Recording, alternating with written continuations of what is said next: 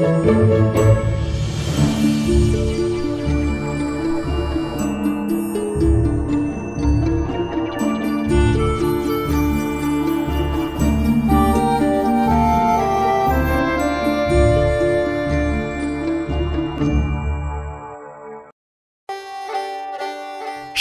বিভিন্ন আঙিনা থেকে বাছাই করে নিয়ে আসা কিছু মণিমাণিক্য দিয়ে তৈরি আপনাদের প্রিয় কাহন। হাই, আমি আরজে অর্ণব। আজ কাহন আপনাদের শোনাবে একটি টান টান ইতিহাস আশ্রিত থ্রিলার। তবে গল্পে বর্ণিত স্থান, কাল, চরিত্র সবটাই কিন্তু কাল্পনিক, এটা বলাই বাহুল্য। আজ কাহনে শুনবেন শাশ্বত ধরের কাহিনী রাজস্থানে রক্তপাত। লেখকের জন্ম 1988 সালে। শিক্ষা ও বেড়ে ওঠা হাওড়া জেলার বালিতে। ছোটবেলা থেকেই বই পড়ার নেশা এবং নিজের খেয়ালে অল্প লেখালেখি করার অভ্যেস ছিল। তার অনেক গল্প বিভিন্ন সংকলনে, পত্র পত্রিকায় প্রকাশিত হয়েছে। লেখকের আজকের গল্পটি আমরা নিয়েছি লিপিঘর থেকে প্রকাশিত প্রহেলিকা বইটি থেকে। যারা সত্যজিৎ রায়ের সোনার কেল্লা পড়েছেন বা সিনেমাটি দেখেছেন তারা সবাই মুকুলকে চেনেন, এই কথা বলার অপেক্ষা রাখে না। এই গল্পের প্রেক্ষাপটে সেই মুকুল বড় হয়ে আবার ফিরে যায় রাজস্থানে এবং জড়িয়ে পড়ে একটা অদ্ভুত রহস্যের মধ্যে। একটা ছোট্ট জিনিস এখানে বলে রাখা, গল্পের বেশ কিছু জায়গায় আমরা যে আবহ ব্যবহার করেছি সেটা শ্রী সত্যজিৎ রায়ের বেশ কিছু নেপথ্য সঙ্গীত থেকে বানানো হয়েছে। যদি কিছু ভুল ত্রুটি থেকে থাকে নিজ গুণে ক্ষমা করে দেবেন প্লিজ। আর গল্পতে যদি অনুগ্রহ করে একটা লাইক এবং কাহনে একটা সাবস্ক্রাইব করেন তাহলে আরও অনেক বেশি মানুষের কাছে পৌঁছতে পারি আমরা। শুরু হচ্ছে শাশ্বত ধরের কাহিনী রাজস্থানের রক্তপাত।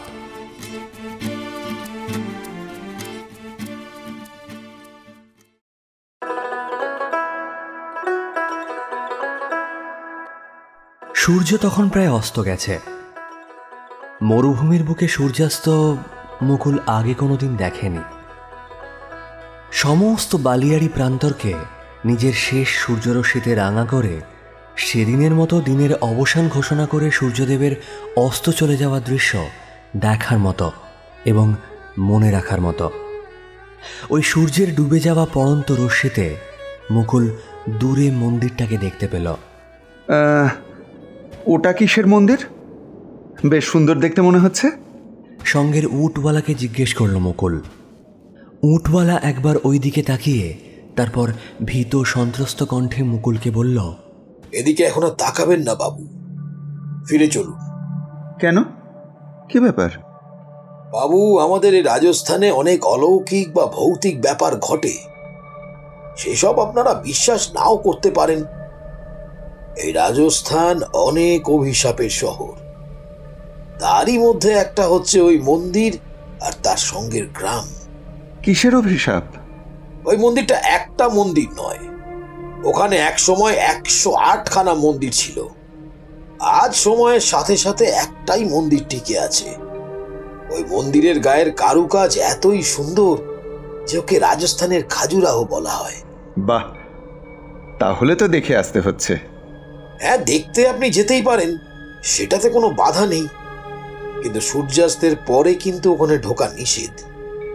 ওই মন্দির আর তার আশেপাশের গ্রামে সূর্যাস্তের পরে কোনো জীবিত মানুষকে ঢুকতে দেয় না। ঢুকতে দেয় না মানে? কে আটকায়?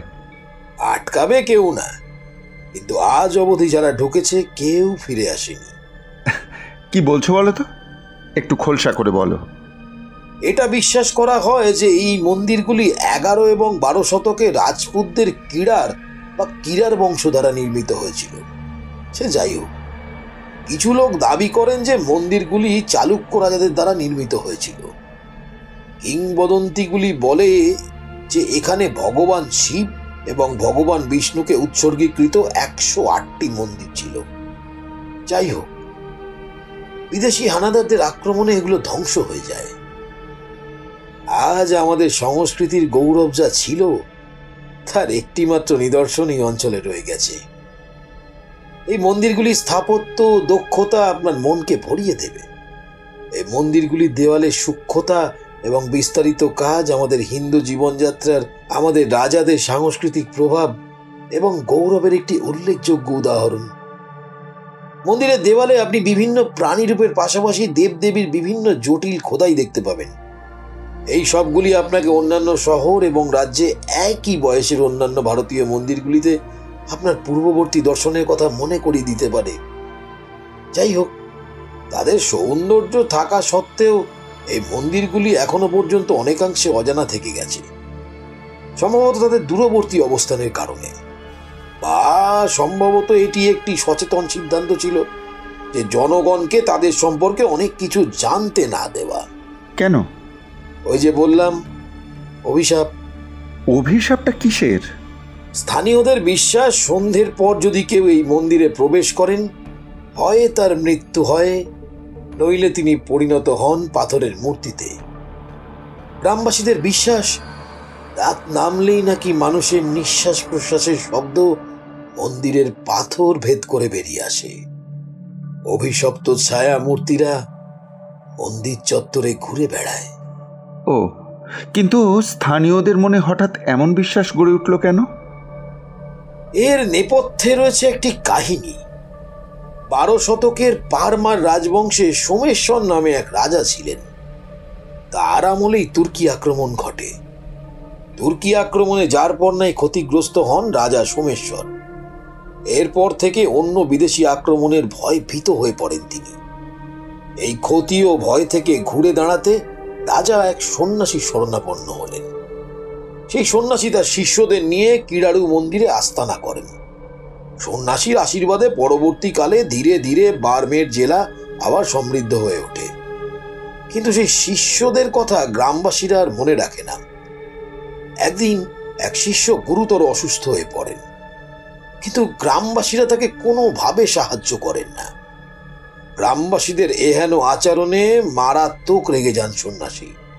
তিনি অভিশাপ দেন, যে সমস্ত মানুষের হৃদয় পাষাণের মতো, তাদের মানুষের রূপে থাকার কোনো অধিকার নেই, পাথর হয়ে যাওয়া উচিত।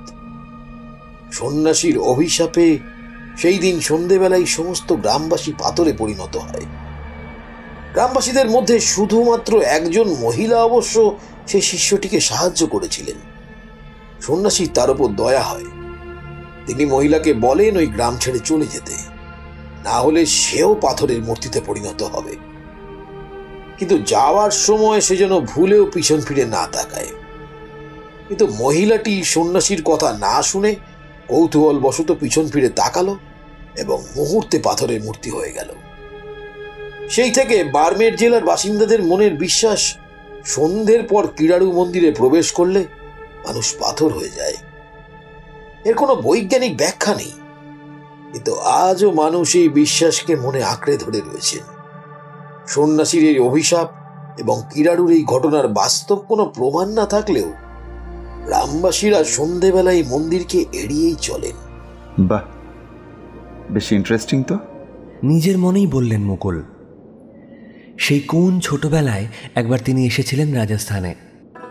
সেই ঘটনা তো বিখ্যাত ঘটনা, তাই নিয়ে পরে গল্প, সিনেমা সবই হয়ে গেছে। এতদিন পরে তিনি আবার এসেছেন রাজস্থান দেখতে, আর সত্যিই পূর্বজন্মের কোনো স্মৃতি ফিরে আসে কিনা সেটা দেখতে। তবে তিনি ইচ্ছে করেই এখনো সোনার কেল্লায় যাননি। ছোটবেলার সেই আধো ভুলে যাওয়া, আধো মনে রাখা স্মৃতিটুকু নিয়েই তিনি সুখস্মৃতির ভেতরেই থাকতে চান। আপাতত তিনি উঠেছেন জয়সলমীর ডেজার্ট ক্যাম্পে।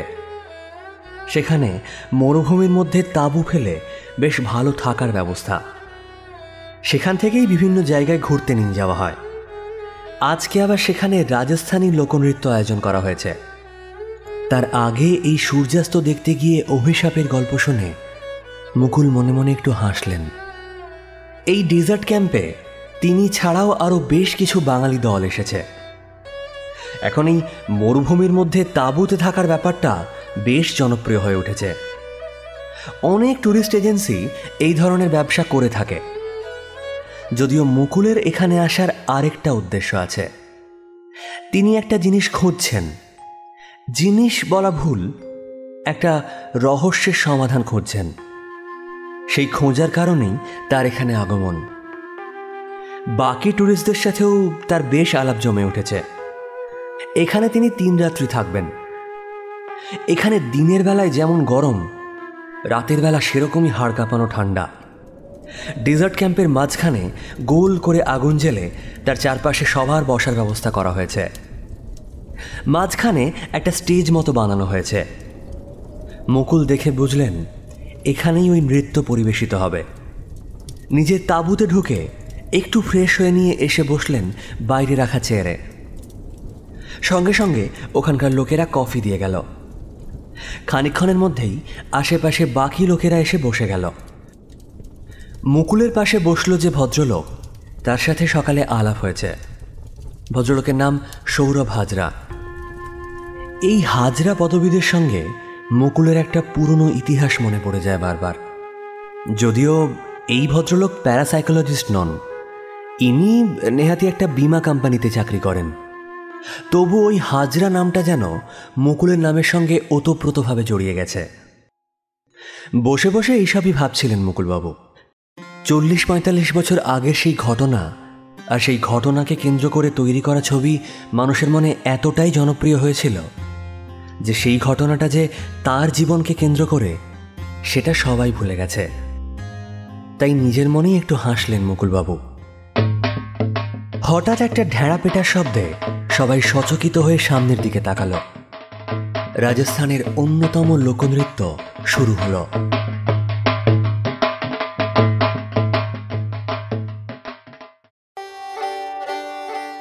আজ থেকে প্রায় 200 বছর আগের ঘটনা। এক মন্দিরকে ঘিরে ওঠা এক ছোট্ট গ্রাম। প্রায় 100টি পরিবার বাস করে সেখানে। এই গ্রাম অন্যান্য গ্রামের থেকে একটু আলাদা। এই গ্রামের রোগ ব্যাধি এসব প্রায় দেখা যায় না। এই গ্রামের লোকেদের গড় আয়ু অন্যান্য জায়গার থেকে অনেক বেশি। সকলে বিশ্বাস করে তাদের ওই মন্দিরের দেবীর চরণামৃত তাদের সকলকে আটকে রেখেছে সমস্ত রোগ ব্যাধির থেকে। দেবী মূর্তির কপালে জ্বলজ্বল করে একটি উজ্জ্বল পাথর। সেটি হীরকখণ্ড কিনা তা ঠিক বোঝা যায় না। ঠিক এই সময়ের ঘটনা। এক সামন্ত রাজা সেলিম সিং ওই গ্রামের পাশ দিয়ে যাচ্ছিলেন। কোনো এক কারণবশত মন্দিরের দেবী মূর্তির দিকে তার চোখ পড়ে। লোভে চকচক করে ওঠে তার চোখ। দেবী মূর্তির কপালের ওই পাথর যে কোনো দামি পাথর, সেই বিষয়ে তার কোনো সন্দেহ নেই। এই পাথর যদি সংগ্রহ করে ভেট পাঠানো যায় মহারাজের কাছে, তাহলে তার উন্নতি অনিবার্য। কিন্তু কিভাবে সংগ্রহ করা যায় এই পাথর? তার সঙ্গে ছিল 2 সেপাই। সরাসরি মন্দিরে আক্রমণ করে কি পাথর দখল করবেন তিনি? কিন্তু এই সমস্ত গ্রামবাসীদের প্রতিরোধ তাকে ফিরিয়ে দেবে। মন্দিরে বসে তিনি জল খেতে চাইলেন মন্দিরের পুরোহিতের কাছে। পুরোহিত মন্দিরের ভেতরে থাকা তার কন্যাকে বললেন অতিথিকে জল দিতে। কন্যা তাকে জল দিতে এলো। সেলিম সিং এর চোখ পড়ল তার দিকে। সেই কন্যার রূপ দেখে তার চোখগুলো যেন আরো লোভে জ্বলজ্বল করে উঠল। তিনি সরাসরি পুরোহিতকে জানালেন যে তিনি তার কন্যার পানি প্রার্থী। এই সামন্ত রাজার সাথে কন্যার বিবাহ, পুরোহিত একটু হকচকিয়ে গেলেন। এই বিবাহ হলে তার কন্যা অনেক বড় লোকের ঘরে যাবে ঠিকই, কিন্তু হঠাৎ করে এই রকম পানি প্রার্থনার পেছনে নিশ্চয়ই এর কোনো উদ্দেশ্য আছে। রাজি হলেন না পুরোহিত, না বললেন সেলিম সিংকে। রাগে জ্বলে উঠলেন সেলিম সিং। এত বড় স্পর্ধা! এক সামান্য গ্রামের মন্দিরের পুরোহিত তার মতো একজন রাজাকে না বলছে। আদেশ দিলেন সৈন্যদের, বন্দি করো এই পুরোহিতকে, আর এর কন্যাকে নিয়ে চলো আমাদের সাথে। বিপদ বুঝে মন্দিরের ঘণ্টায় বিপদ সংকেত করলেন পুরোহিত। ঢং ঢং আওয়াজে পুরো গ্রামকে জাগিয়ে সেই ঘণ্টা বেজে উঠল। কিছুক্ষণের মধ্যেই সমস্ত গ্রামের লোকজন একজোট হয়ে এগিয়ে এলো সেলিম সিং এর দিকে। এত একতা এদের মধ্যে, সেলিম সিং পিছু হটতে বাধ্য হলেন।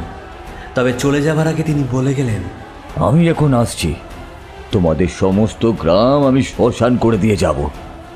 রাজার বিরুদ্ধে তোমাদের প্রতিবাদ, হ্যাঁ, এ তো রাজদ্রোহ। তোমাদের কাউকে আমি ছাড়বো না, কাউকে ছাড়বো না। সেলিম সিং এর চলে যাওয়া গ্রামবাসীদের মনে এনে দিল এক দুর্যোগের আভাস। তারা আবার একজোট হলো, পরামর্শ করল, তারপর প্রস্তুত হলো সেলিম সিং এর আগমনের জন্য। এরপর স্টেজে খানিকক্ষণ অন্ধকার। পুতুল নাচের মধ্যে দিয়ে রাজস্থানের এক প্রাচীন গল্পকথা তুলে ধরা হচ্ছিল। এখানেরই কোনো এক গ্রামের কথা। এত অপূর্বভাবে গল্পটা বলা হচ্ছিল যে সবাই মন্ত্রমুগ্ধ হয়ে শুনছিল, একজন ছাড়া। সে হলো মুকুল। সেলিম সিং, পুরোহিত, গ্রামের লোক সব যেন তার চোখের সামনে ভাসছে। এসব যেন সে নিজের চোখে দেখেছে। কখন, কোথায় সেসব তার মনে নেই, কিন্তু খুব চেনা চেনা ঘটনাগুলো। মাথার দুপাশটা দপদপ করছে। মনে হচ্ছে চারিদিকে পৃথিবীটা যেন কিরকম টালমাটাল হচ্ছে। এই রকম অবস্থায় স্টেজে আবার আলো জ্বলে উঠল। সেলিম সিং এক বিরাট সেনাবাহিনী নিয়ে গ্রামে এসে উপস্থিত হল। কিন্তু এ কি, গ্রামে একটা মানুষ নেই। কোথায় গেল সব? এক অদ্ভুত ইন্দ্রজালে গ্রামের সমস্ত লোক যেন অদৃশ্য হয়ে গেছে। খানিকক্ষণ এদিক ওদিক ঘুরে সেলিম সিং দৌড়ল মন্দিরের দিকে। কিন্তু এ কি, অত বড় মন্দির রাতারাতি কোথায় চলে গেল? ওখানে মন্দিরের কোনো অস্তিত্বই নেই। জায়গাটা সম্পূর্ণ ফাঁকা। কেউ বা কোনো দৈত্য যেন অদ্ভুত মায়া বলে সমস্ত মন্দিরটিকে ওখান থেকে ভ্যানিশ করে দিয়েছে। সেলিম সিং এর দুই চোখে বিস্ময় ঝরে পড়ল। লোকশূন্য গ্রাম আর উধাও হয়ে যাওয়া মন্দির নিয়ে আজও এই জয়সলমীর শহরে দাঁড়িয়ে আছে এই গ্রাম।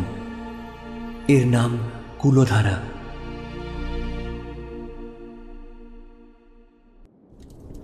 এরপর স্টেজে উঠে আসেন এই সমস্ত কাঠপুতলি খেলার মূল ঘোষক। তিনি বলেন, গ্রামবাসীরা দেওয়ানের অত্যাচারের হাত থেকে বাঁচতে গ্রাম ছেড়ে চলে গিয়েছিলেন এক বস্ত্রে। আবার কারো মতে কুলধারার অধিবাসীরা পরবর্তী সময়ে পশ্চিম রাজস্থানের যোধপুর শহরের কাছাকাছি কোনো একটি স্থানে বসতি গেড়েছিল। কিন্তু এই বক্তব্যের মধ্যে তেমন সত্যতা খুঁজে পাওয়া যায় না। 84টি পরিবারের লোক না হয় রাতের আঁধারে গ্রাম ছাড়তেই পারে, কিন্তু এত বড় দল কোথাও যদি চলে বা পালিয়ে যায়, তবে কোথাও না কোথাও তো পথের মধ্যে তাদের খুঁজে পাওয়া যাবে। অথচ কেউই তাদের দেখল না। তা কি করে সম্ভব? আর তারা যদি অন্যত্র গিয়ে বসতি গড়ত, তাহলে তাদের বর্তমান প্রজন্মও থাকার কথা। কিন্তু পুরো ভারতে কুলধারা গ্রামের পালি সম্প্রদায়ের ব্রাহ্মণদের কোথাও দেখা পাওয়া যায়নি। তাহলে কি অলৌকিক কোনো বিদ্যার আশ্রয় নিয়ে অদৃশ্য হয়ে গিয়েছিলেন গ্রামবাসীরা? আত্মহত্যা করলেও তো দেহ পড়ে থাকত, কিন্তু কিছুই পাওয়া যায়নি। দেওয়ান এসে দেখেছিলেন গ্রামের পর গ্রাম ফাঁকা পড়ে আছে। সবকিছুই রয়েছে যথাস্থানে, শুধু মানুষ নেই। কোনো রোগ বা মহামারীর ঘটনা ঘটেনি, স্রেফ উধাও। সেই ঘটনার পর অনেক বছর কেটে গেছে, তারপরও নতুন করে জনবসতি গড়ে ওঠেনি কুলধারায়। জয়সলমীরের কুলধারায় এখন অবধি কেউ পা রাখতে সাহস করেন না, অন্তত রাতের বেলায় তো নয়। কুলধারায় যারা রাত কাটিয়েছেন, কোনো না কোনো বিপদের মুখে পড়েছেন। কুলধারায় রাত কাটিয়ে পাড়ি দিতে হয়েছে মৃত্যুর দিকে, এমন উদাহরণও কম নেই। এই গ্রাম নিয়ে কিছু গবেষক নানা রকম গবেষণাও চালিয়েছিলেন। সেসব গবেষণায় এমন কিছু বিষয় উঠে আসে যার কোনো বৈজ্ঞানিক ব্যাখ্যা পাওয়া যায় না। 2013 সালে দিল্লির প্যারানর্মাল সোসাইটির বেশ কিছু সদস্য রাত কাটাতে গিয়েছিল কুলধারায়। অভিজ্ঞতা সুখকর ছিল না। ক্ষণে ক্ষণে বদলে যাচ্ছে তাদের চারপাশের আবহাওয়া। এই কনকনে ঠান্ডা তো এই অসহ্য গরম, আর তাপমাত্রার ওই দুই অবস্থাতেই স্বাভাবিক মানুষের পক্ষে এখানে থাকা সম্ভব নয়। কয়েকজন সদস্যকে আবার ধাক্কা দেয় কেউ, কিন্তু পিছন ফিরে দেখা যায় ধারে কাছে কেউ নেই। রাত বাড়লে শোনা গিয়েছিল কান্নার আওয়াজ। সকালবেলায় উঠে তারা দেখতে পান গাড়ির কাঁচে কোলের শিশুর হাতের ছাপ। মোট 500টি স্থানে পরীক্ষা চালিয়ে এরকম বেশ কিছু বিচিত্র অভিজ্ঞতার মুখোমুখি হয়েছিলেন গবেষকরা। তাহলে কি এখনো 300 বছর আগের ওই গ্রামবাসীরা অদৃশ্য হয়ে অশরীরী রূপে থেকে গিয়েছেন গ্রামে? বর্তমানে ভারত সরকার একে হেরিটেজ নগরী হিসেবে ঘোষণা করেছেন। কথা শেষ হতেই হঠাৎ পেছন থেকে একটা বিকট হাসির শব্দ ভেসে ওঠে। কে বলেছে? কে বলেছে কেউ নেই? আমরা আছি, আমরা আছি এখনো। সবাই পেছনে ঘুরে তাকায়। এক অদ্ভুত দর্শন বৃদ্ধ, তার বয়স দেখে অনুমান করা শক্ত। গায়ে একটা কালো আলখাল্লা, গলায় যে কত রকমের হার তার কোনো ইয়ত্তা নেই। মাথার চুলগুলো জটা হয়ে নেমে এসেছে পিঠ অবধি। অদ্ভুত উজ্জ্বল তার চোখ। সে হাসছে, চিৎকার করে বলল, যখন সময় হবে দেবী আসবেন। সূর্য সেদিন মুখ দেখাবে না, সব গ্রহরাজ এক লাইনে এসে দাঁড়াবেন। সেদিন আমরা আসবো। হ্যাঁ, আসবো।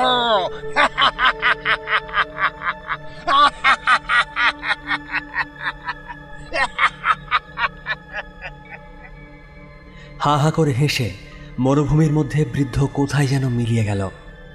মুকুলের মাথা ঝিমঝিম করছে, ও চোখে অন্ধকার দেখছে। এসব কথা যেন ও আগেও শুনেছে, আর তাকাতে পারছে না। শুনতে পেল সৌরভ হাজরা বললেন, এটা কি ব্যাপার হলো? স্টেজের ওপর দাঁড়িয়ে থাকা ঘোষক বললেন, ওটা কিছু না, পাগলের প্রলাপ ধরতে পারেন। আসলে এখান থেকে খানিকটা দূরে একটা পুরনো মন্দির আছে, সেটাও ভৌতিক বলে সবাই জানে। তার কাছেই এই গ্রাম যার গল্প আমরা বললাম, আর ওই মন্দির আর গ্রামের মাঝখানে কয়েকটা পরিবার বাস করে। তারা নিজেদের বলে কুলধারার প্রাচীন বংশধর, কিন্তু যারা কুলধারা থেকে নিখোঁজ হয়ে গেছিল তারা ব্রাহ্মণ, আর এরা অন্তজ বা আপনাদের ভাষায় লোয়ার কাস্ট বা নিচু জাত। তাই ওদের এই গ্রামে ঢোকার অধিকার নেই। কিন্তু ওরা বিশ্বাস করে ওদের দেবী নাকি একদিন ফিরে আসবেন এবং সেদিন ওদের পুরনো গৌরব আবার ফিরে আসবে। এই বুড়ো ওই গ্রামেরই লোক, পাগলের মতো চারিদিকে ঘুরে বেড়ায়। যাই হোক, আমাদের অনুষ্ঠান এখানেই শেষ হলো। কথাটা শেষ করার আগেই হঠাৎ একটা ধপ করে শব্দ হলো। মুকুল চেয়ার থেকে অজ্ঞান হয়ে গড়িয়ে পড়েছে নিচে।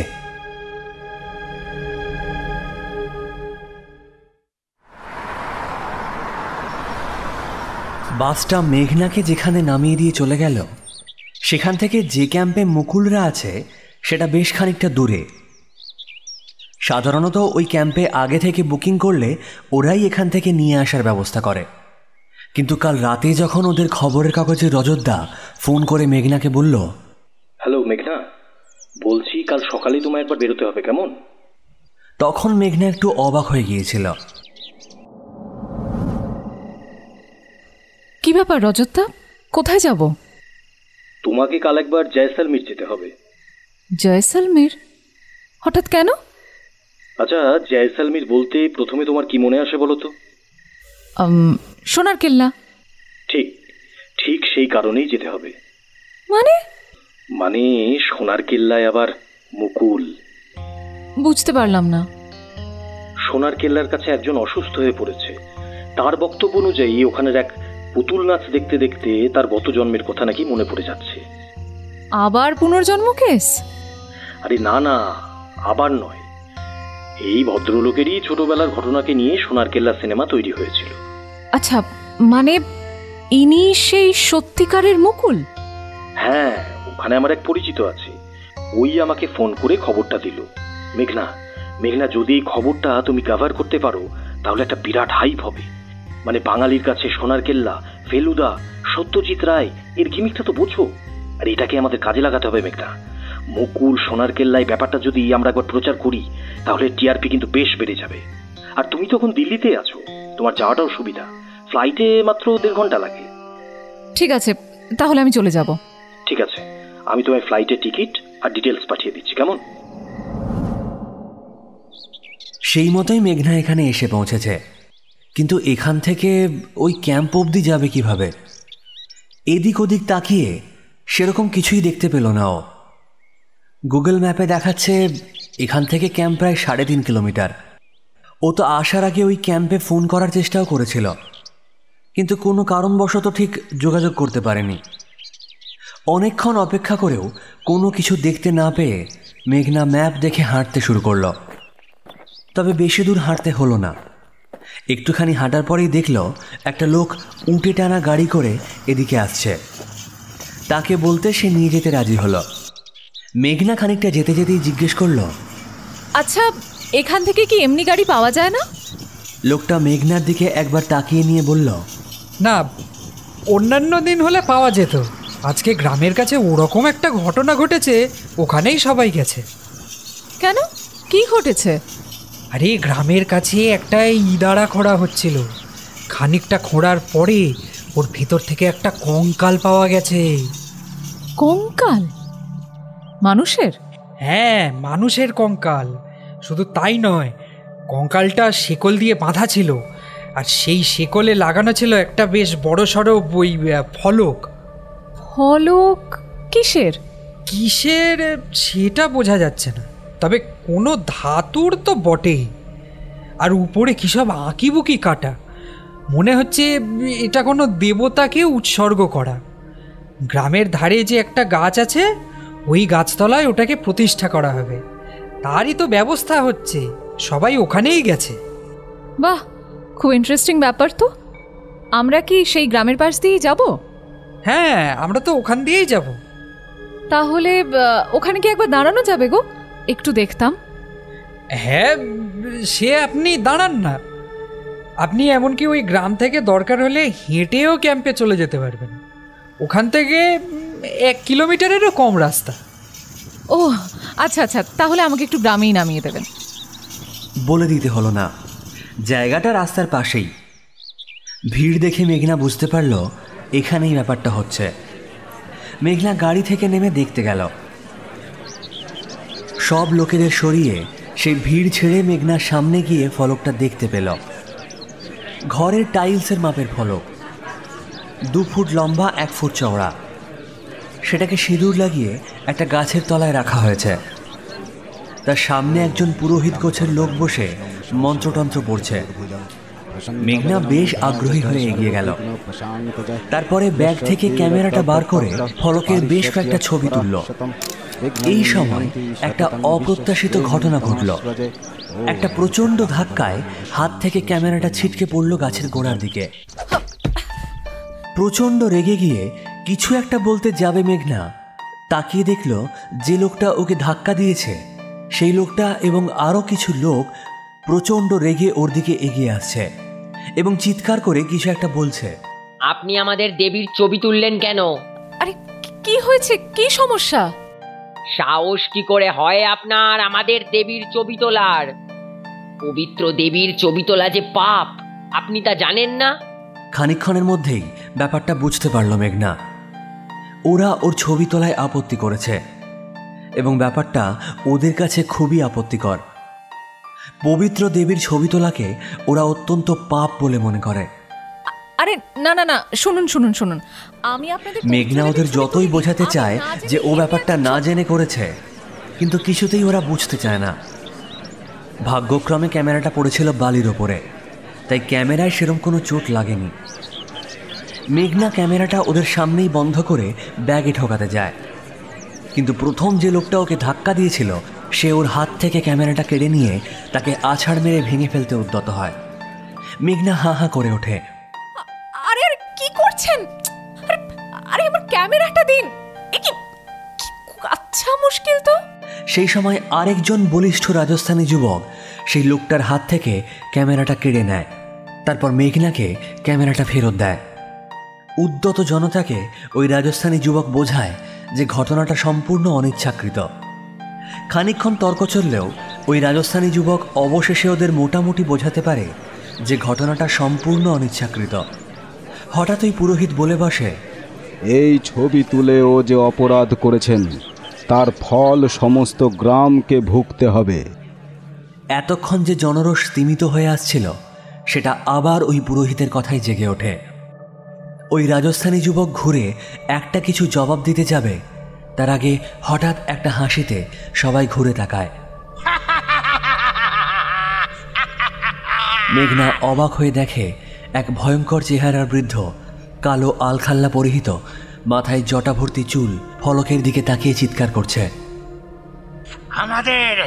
আমাদের দেবী মায়ের আসার সময় হয়ে গেছে, আর বেশি দেরি নেই, তিনি আসছেন, তোরা সবাই ধ্বংস হবে, ধ্বংস। তিনি আসছেন। অদ্ভুতভাবে ওই লোকটাকে দেখে ওই গ্রামবাসীরা একেবারে চুপ করে গেল।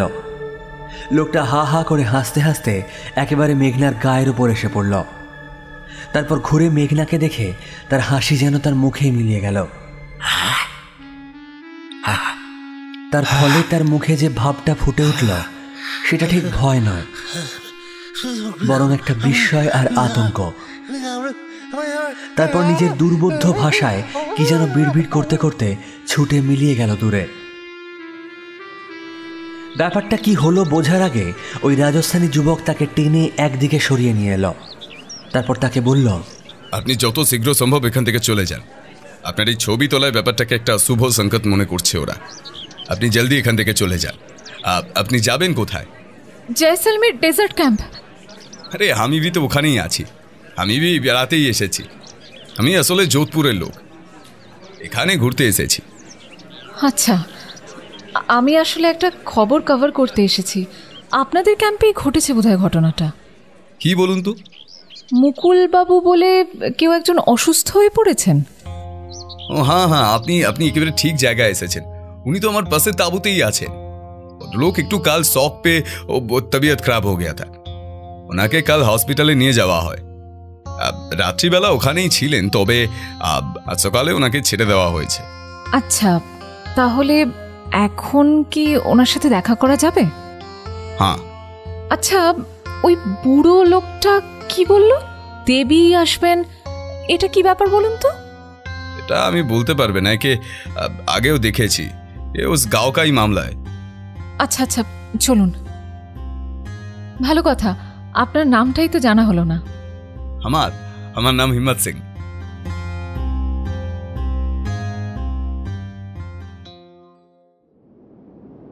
সৌরভ হাজরার তাঁবুতে জমায়েত হয়েছে বেশ কয়েকজন লোক। তাদের সবার মধ্যেই একটা চাপা উত্তেজনার ছাপ। সৌরভ হাজরা বললেন, আমাদের এখন এখানেই থাকতে হবে। মনে হচ্ছে আমরা যেটার খোঁজে ঘুরছিলাম সেটা এই গ্রামের খুব কাছেই আছে। ওই যে কাঠপুতলির নাচের মধ্যে দিয়ে যে গল্পটা বলল, এই গল্পটা আমি আগেও শুনেছি। ওই দেবী মূর্তির কপালের পাথরটা আমার চাই। সেই পাথরটা কি হিরে? আমার যেটা মনে হয় ওটা হিরে বা কোনো দামি রত্ন নয়। ওটা কোনোভাবে পৃথিবীতে এসে পড়েছে, হয়তো কোনো ধূমকেতু বা উল্কার সাথে। এবং আমার মনে হয় ওই পাথরটার ভেতরে এমন কোনো ধাতু বা এমন কোনো পদার্থ রয়েছে যেটা পৃথিবীতে সচরাচর পাওয়া যায় না, কিন্তু সেটা অদ্ভুত মেডিসিনাল গুণ সম্পন্ন। এবং তার ফলে দেবীর চরণামৃত খাওয়ার ফলে ওই গ্রামের লোকেরা কম অসুস্থ হয় এবং দীর্ঘ জীবন লাভ করে। সুতরাং এরকম একটা পাথরের খবর যদি বাইরে গিয়ে বিশ্লেষণ করতে পারি, তাহলে মেডিসিনের দিকে একটা নতুন দিগন্ত খুলে যাবে। আর পাথরের ভেতরের মৌলগুলো আলাদা করে যদি বিদেশে পাচার করতে পারি, তাহলে তো কোটি কোটি টাকা। এই ওষুধের পেটেন্ট বিক্রি করে ভালোই কামাতে পারবো। কিন্তু এসব কিছুর জন্য ওই পাথরটা আগে হাতে চাই। কিন্তু আপনি কি করে বুঝছেন যে এটা এখানেই আছে? এই গল্পটা তো যে কোনো গ্রামেরই হতে পারে। মানে ওই যে মূর্তিটা, ওটা তো গল্প অনুযায়ী হারিয়ে গেছে কোথাও, কিন্তু সেটা যে এখানেই পাওয়া যাবে সেটা আপনি ভাবছেন কেন? দুটো কারণ। এক, ওই যে লোকটা সেদিন অসুস্থ হয়ে পড়ল, খেয়াল করেছিলে ওর কথাগুলো? হ্যাঁ, ওনার নাকি পূর্বজন্মের কথা মনে পড়ে গেছে। হ্যাঁ, এবারে ওই লোকটার কথা অনুযায়ী ও নাকি আগের জন্মে এই মন্দির মানে এই দেবী মূর্তি সবই দেখেছিল এবং সেটা এই অঞ্চলেই ছিল। মানে আপনি ওনার পূর্বজন্মের কথা বিশ্বাস করছেন? বিশ্বাস করছি, কারণ যদি পুনর্জন্মের ব্যাপারটা সত্যি না হয় তাহলে লোকটা কোনো একটা উদ্দেশ্য নিয়ে পুনর্জন্মের কথা বলছে, এবং সেই পুনর্জন্মের কথা যখন বলছে তাতে যখন এই সব মন্দির মূর্তি এসবের উল্লেখ করছে, তাহলে নিশ্চয়ই এই মন্দিরে বা মূর্তি খোঁজার পেছনে বা এই সংক্রান্ত কোনো ব্যাপারে ওই লোকটার কোনো রকম স্বার্থ জড়িয়ে আছে। সেই জন্যই হয়তো পুনর্জন্মের অভিনয় করছে। আর দ্বিতীয় কারণ? আর দ্বিতীয় কারণ হলো আজ ওই মাটি খুঁড়ে পাওয়া কঙ্কালের সাথে ফলক। কেন? ওই ফলকটাতে আবার কি আছে?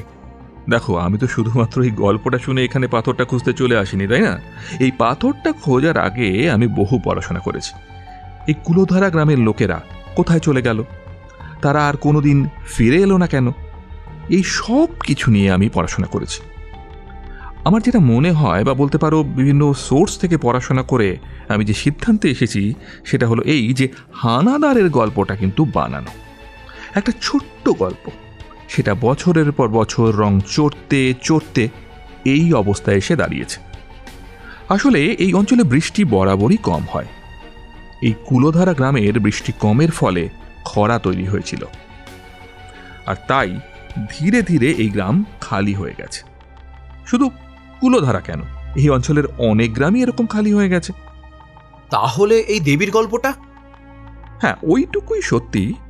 এই হানাদারেরা হয়তো এসেছিল ওই পাথরের লোভে, আর ওরা রাতারাতি এই দেবীর মন্দির কোথায় সরিয়ে ফেলে এটাই কিন্তু আমাদের খুঁজে বের করতে হবে। এবং আমার তথ্য অনুযায়ী ওই ফলক আমাদের সেই রাস্তা দেখাবে। কি করে বুঝলেন? এই ফলকের উল্লেখ আমি প্রাচীন এক লোককথায় পেয়েছি। এই ফলকটা যখন গাছের তলায় রাখা হয়েছিল তখন ওটা আমি ভালো করে দেখেছি।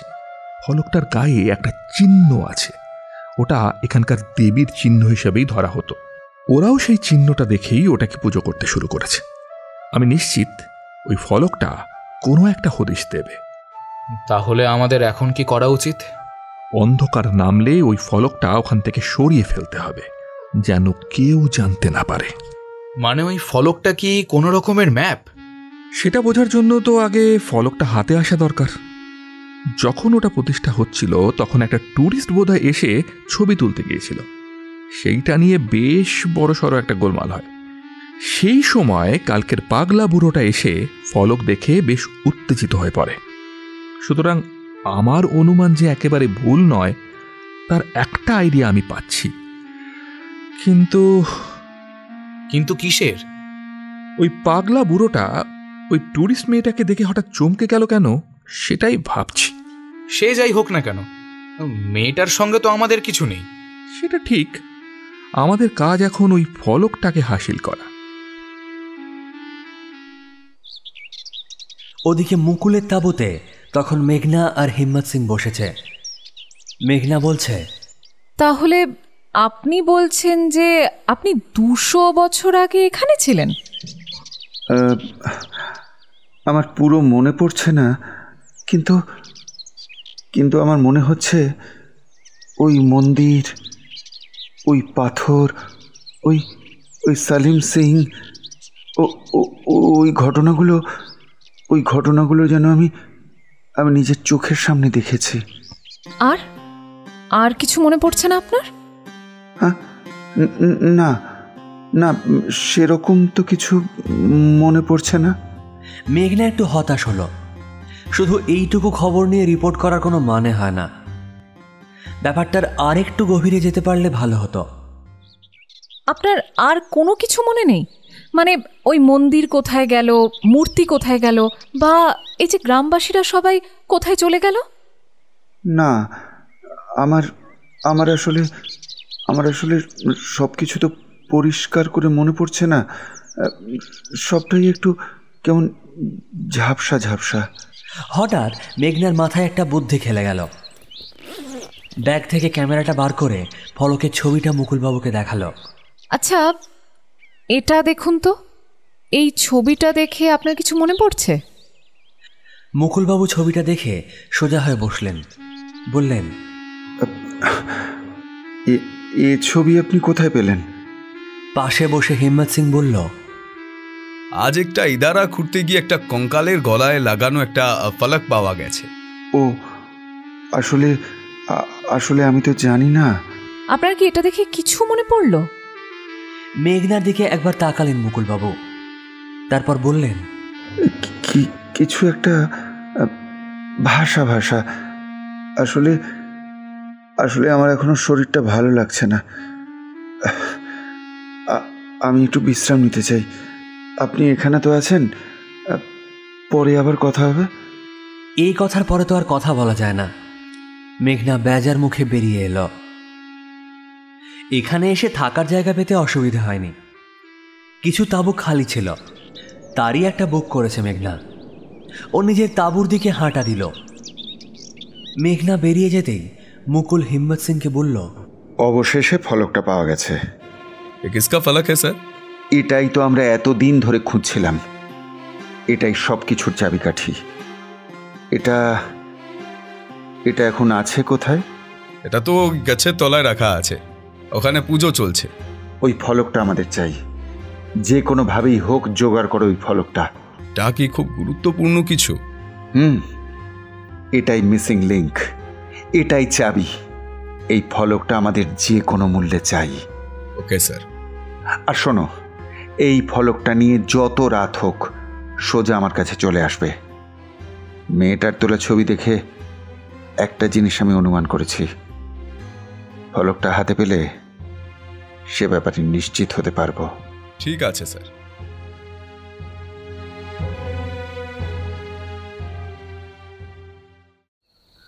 রাত তখন গভীর। রাতের পুজো সেরে পুরোহিত ওই ফলক লাগানো গাছটার সামনে থেকে নিজের জিনিসপত্র গুছিয়ে নিচ্ছেন। মনে মনে বলছেন, আবার এখানে একটা পুজোর কাজ বাড়ল। দেখা যাক এখানে কে কীরকম দক্ষিণা দেয়।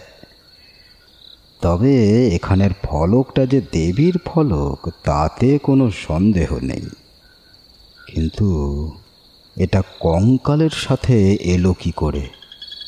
এটার মানেই বা কি সেটা বোঝার কোনো উপায় নেই। অবশ্য উপায় বুঝেই বা আমি কি করব? এটাকে যতদিন এদের এখানে ভক্তি ভরে চালানো যায় ততই আমার লাভ। পুরোহিত সব গুছিয়ে নিয়ে উঠতে যাবেন, এমন সময় মনে হলো গাছের পেছনে কে যেন একটা সরে গেল। কে ওখানে? পুরোহিত ডেকে উঠলেন। কেউ উত্তর দিল না। এই জায়গাটা গ্রামের একটু বাইরে, সুতরাং জনমানব শূন্য। যদিও এই রাত্রিরে এই গ্রামে এমনি জনগণ আর ঘর থেকে বেরোয় না। পুরোহিতের একটু গা ছমছম করে উঠল। ফলকটার দিকে একবার তাকালেন। কত বছর ধরে কঙ্কালটা এই ফলকটাকে আঁকড়ে ধরে রেখেছিল। আজও হয়তো সেই কঙ্কালের আত্মার নিঃশ্বাস ফলকটাকে ঘিরে রেখেছে।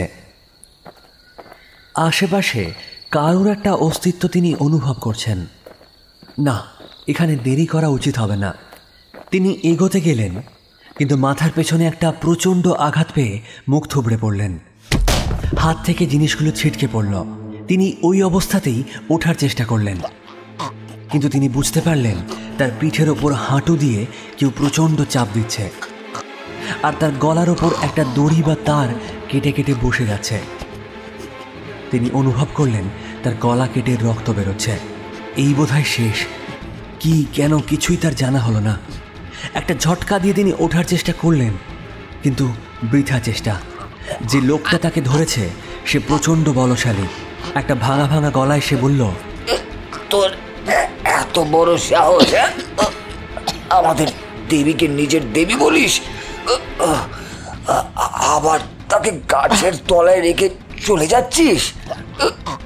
কি বলছে পুরোহিত কিছুই বুঝতে পারছেন না। তার চেতনা ধীরে ধীরে লোপ পাচ্ছে।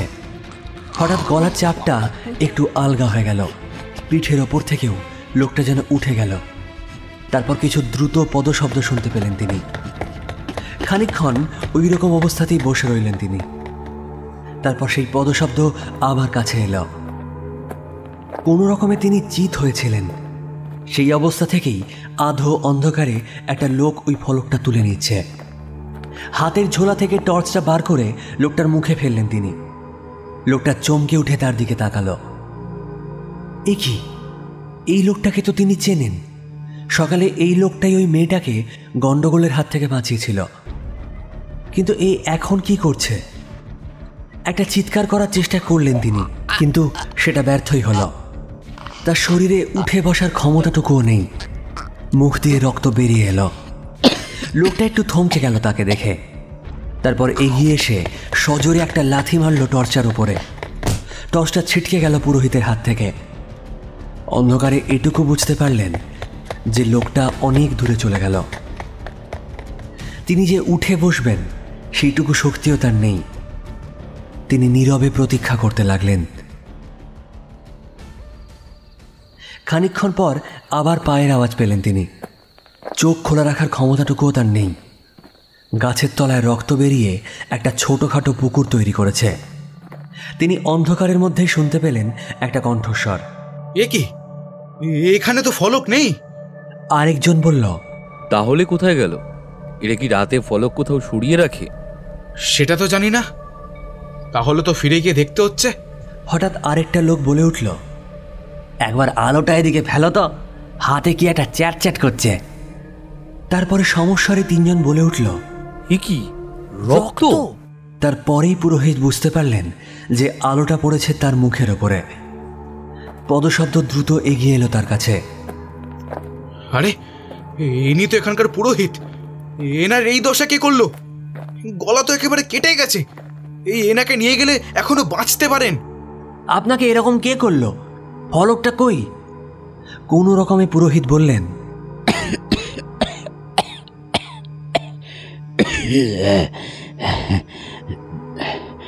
সকালে যে লোকটা মেয়েটাকে বাঁচালো সেই দেবীকে নিয়ে গেছে।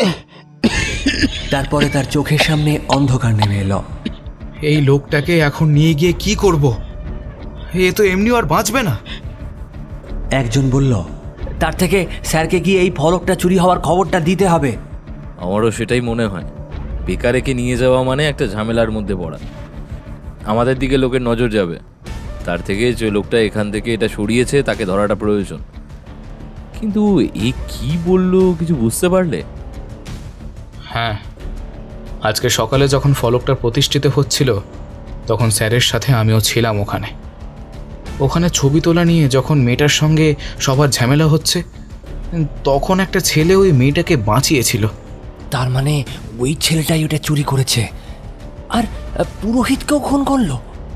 তাই তো মনে হচ্ছে। কিন্তু সেই ছেলেটাকে পাবো কোথায়? ওই ছেলেটা আমাদের ক্যাম্পের মধ্যেই আছে। আমি ওকে দেখেছি ওখানে।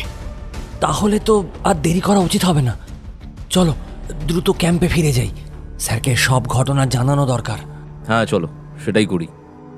পদশব্দ মিলিয়ে গেল দূরে। পুরোহিতের মৃতদেহ পড়ে রইল গাছের তলায়। কি বলছো তোমরা? চিৎকার করে উঠলেন সৌরভ হাজরা। তোমাদের আগে কেউ ওখানে পৌঁছে পুরোহিতকে খুন করে ফলক নিয়ে পালিয়েছে?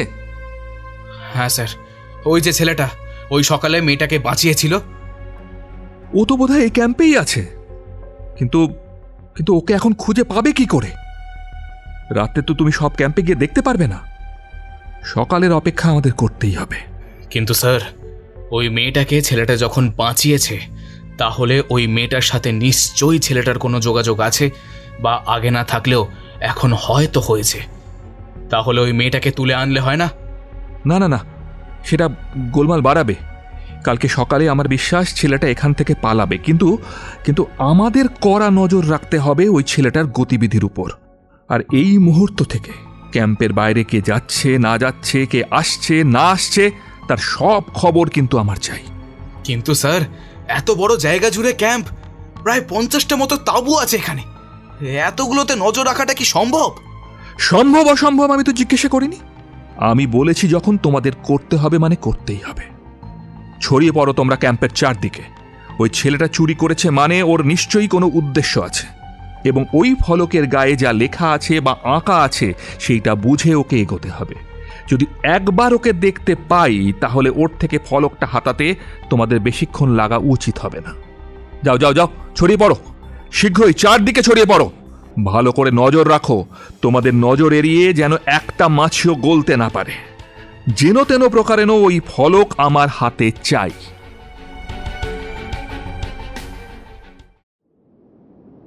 সূর্যের আলো তখনও ফোটেনি।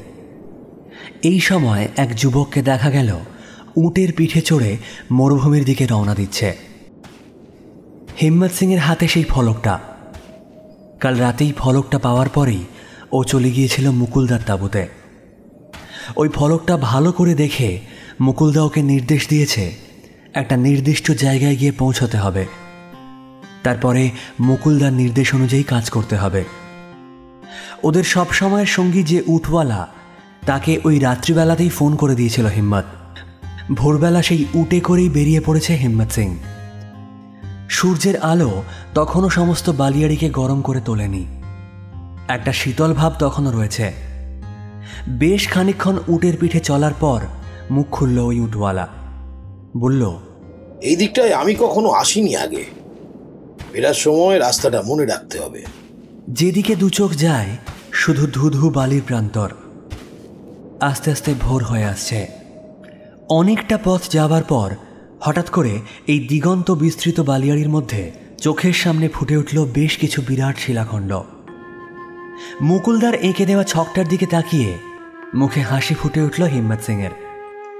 এই পাথরগুলোর কাছে যেতে হবে। উটওয়ালাকে সেই নির্দেশই দিল। উটওয়ালা ঘাড় নেড়ে সম্মতি জানাল।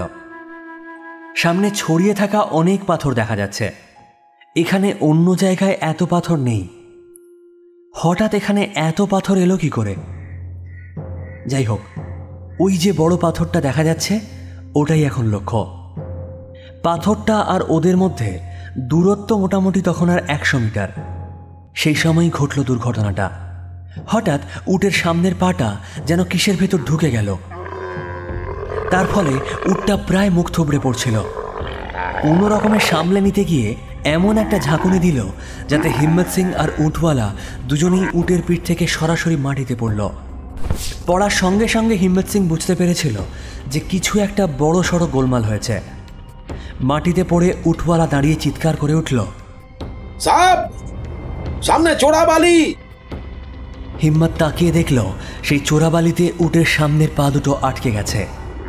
পেছনের পায়ে ভর দিয়ে কোনো রকমে সেখান থেকে উঠে আসার চেষ্টা করছে। উটওয়ালা এবং হিম্মত সিং দুদিকে উটের দড়ি ধরে তাকে পেছনে টানতে শুরু করলো। উটের নিজের পেছন দিকের টান আর ওদের দুজনের টান একসাথে মিলে কোনো রকমে উটটাকে শক্ত বালির ওপর নিয়ে আসতে সক্ষম হলো। কিন্তু এরপর এগোবে কি করে? এখানে যেরকম বাধা আছে সেটা তো মুকুলদা আগে বলেনি। একবার ফোন করে দেখবে। পকেট থেকে ফোনটা বার করলো হিম্মত। ও বাবা, এখানে তো টাওয়ারই নেই। হাতের ফলকটা বারবার দেখল। আচ্ছা, ফলকের এই ছবিটা তো এই পাথরটার মতোই দেখতে। এটারই তো ওপরে উঠতে হবে বলে বলেছিল মুকুলদা। কিন্তু এর নিচে এটা কিসের ছবি? গুপ্ত রাস্তা? সেখান দিয়ে কি কোনো সুড়ঙ্গ আছে? কিন্তু বালির মধ্যে সুড়ঙ্গ থাকবে কি করে? ভাবতে ভাবতে ঘড়িতে দেখল ঠিক 6:30 বাজে। মুকুলদা বলেছিল ঠিক 7টা থেকে 7:30টার মধ্যে পাথরের ওপর উঠতে হবে। সূর্যের প্রথম আলোয় পাথরের ছায়াটা এখন ঠিক বালিটার ওপর গিয়ে পড়েছে। দেখতে তো পুরোটা ছবির মতোই লাগছে। তাহলে কি সামনে একটা পাথর নিয়ে যে জায়গায় ছায়াটা পড়েছে তার উপর ফেলল? অদ্ভুত ব্যাপার, পাথরটা ঢুকে গেল না। মানে এখানে শক্ত বালি। এবার হিম্মত একটা পা ফেলল ওই ছায়া ঘেরা জায়গাটার ওপরে। হ্যাঁ, শক্ত বালি। এক পা করে এগোতে লাগলো। ঠিক যেখানে যেখানে পাথরের ছায়াটা পড়েছে সেই ছায়ার ওপর দিয়ে। তার মানে এই ছায়াটার ওপর দিয়েই যাতায়াতের পথ। খানিকক্ষণের মধ্যেই এই পাথরটার সামনে পৌঁছে গেল হিম্মত সিং। বাপরে, চোরাবালি পেরোবার কি পথ! সামনে পাথরটার গা একেবারে মসৃণ নয়, সামান্য খাঁজ আছে। রক ক্লাইম্বিং করায় অভ্যস্ত হিম্মত। ওই খাঁজে খাঁজে হাত পা লাগিয়ে দ্রুত পৌঁছে গেল পাথরের চূড়ায়। পাথরের চূড়ায় পৌঁছতে ওর চোখের সামনে অদ্ভুত এক দৃশ্য ফুটে উঠল। যেসব পাথরগুলো আপাত দৃষ্টিতে মনে হচ্ছিল বিক্ষিপ্ত বা এদিক ওদিক ছড়ানো, সেই সব পাথরগুলো আসলে একটা মন্দিরের আদল তৈরি করেছে, যেটা আসলে এরকম উচ্চতা থেকে দেখলে তবেই বোঝা যায়। এই কি তবে হারিয়ে যাওয়া মন্দির? যদিও এটা ঠিক মন্দির নয়, এটাকে বলা যায় একটা 3 ডাইমেনশনাল মন্দিরের ছবি, যেন বালিতে কেউ পাথর সাজিয়ে সাজিয়ে এঁকেছে। খানিকক্ষণ ওই মন্দিরের দিকে তাকিয়ে থেকে ও ফলকটা বার করে পাশে পড়ে থাকা পাথরটার উপর রাখল। ঘড়িতে দেখল ঠিক 7:10। এই সময় ম্যাজিকটা ঘটল। ওই ফলকের ওপর থাকা একটা ছিদ্র দিয়ে সূর্যের আলো প্রবেশ করে আলো গিয়ে পড়ল ওই সাজিয়ে রাখা মন্দিরের নকশার ওপরে। আর অদ্ভুতভাবে ওই মন্দিরের যে পাথরগুলো, তার উপর আলো আঁধারের খেলায় ফুটে উঠল আরেকটা নকশা। দেরি না করে দ্রুত নিজের ফোনে ওই ছবিটা তুলে নিল হিম্মত। মুকুলদা বলেছিল এই ফলকটা একমাত্র নকশা নয়, এটা পরবর্তী নকশা খুঁজে পাওয়ার চাবিকাঠি। বেশিক্ষণ না, মাত্র 5 মিনিট রইল ওই নকশাটা, তারপরে আবার মিলিয়ে গেল। পাথরের ওপর থেকে নিচে নেমে এলো হিম্মত সিং।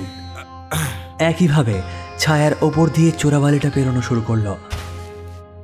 ছায়াটা একটু সরে গেছে, মাঝে মাঝে পা ঢুকে যাচ্ছে।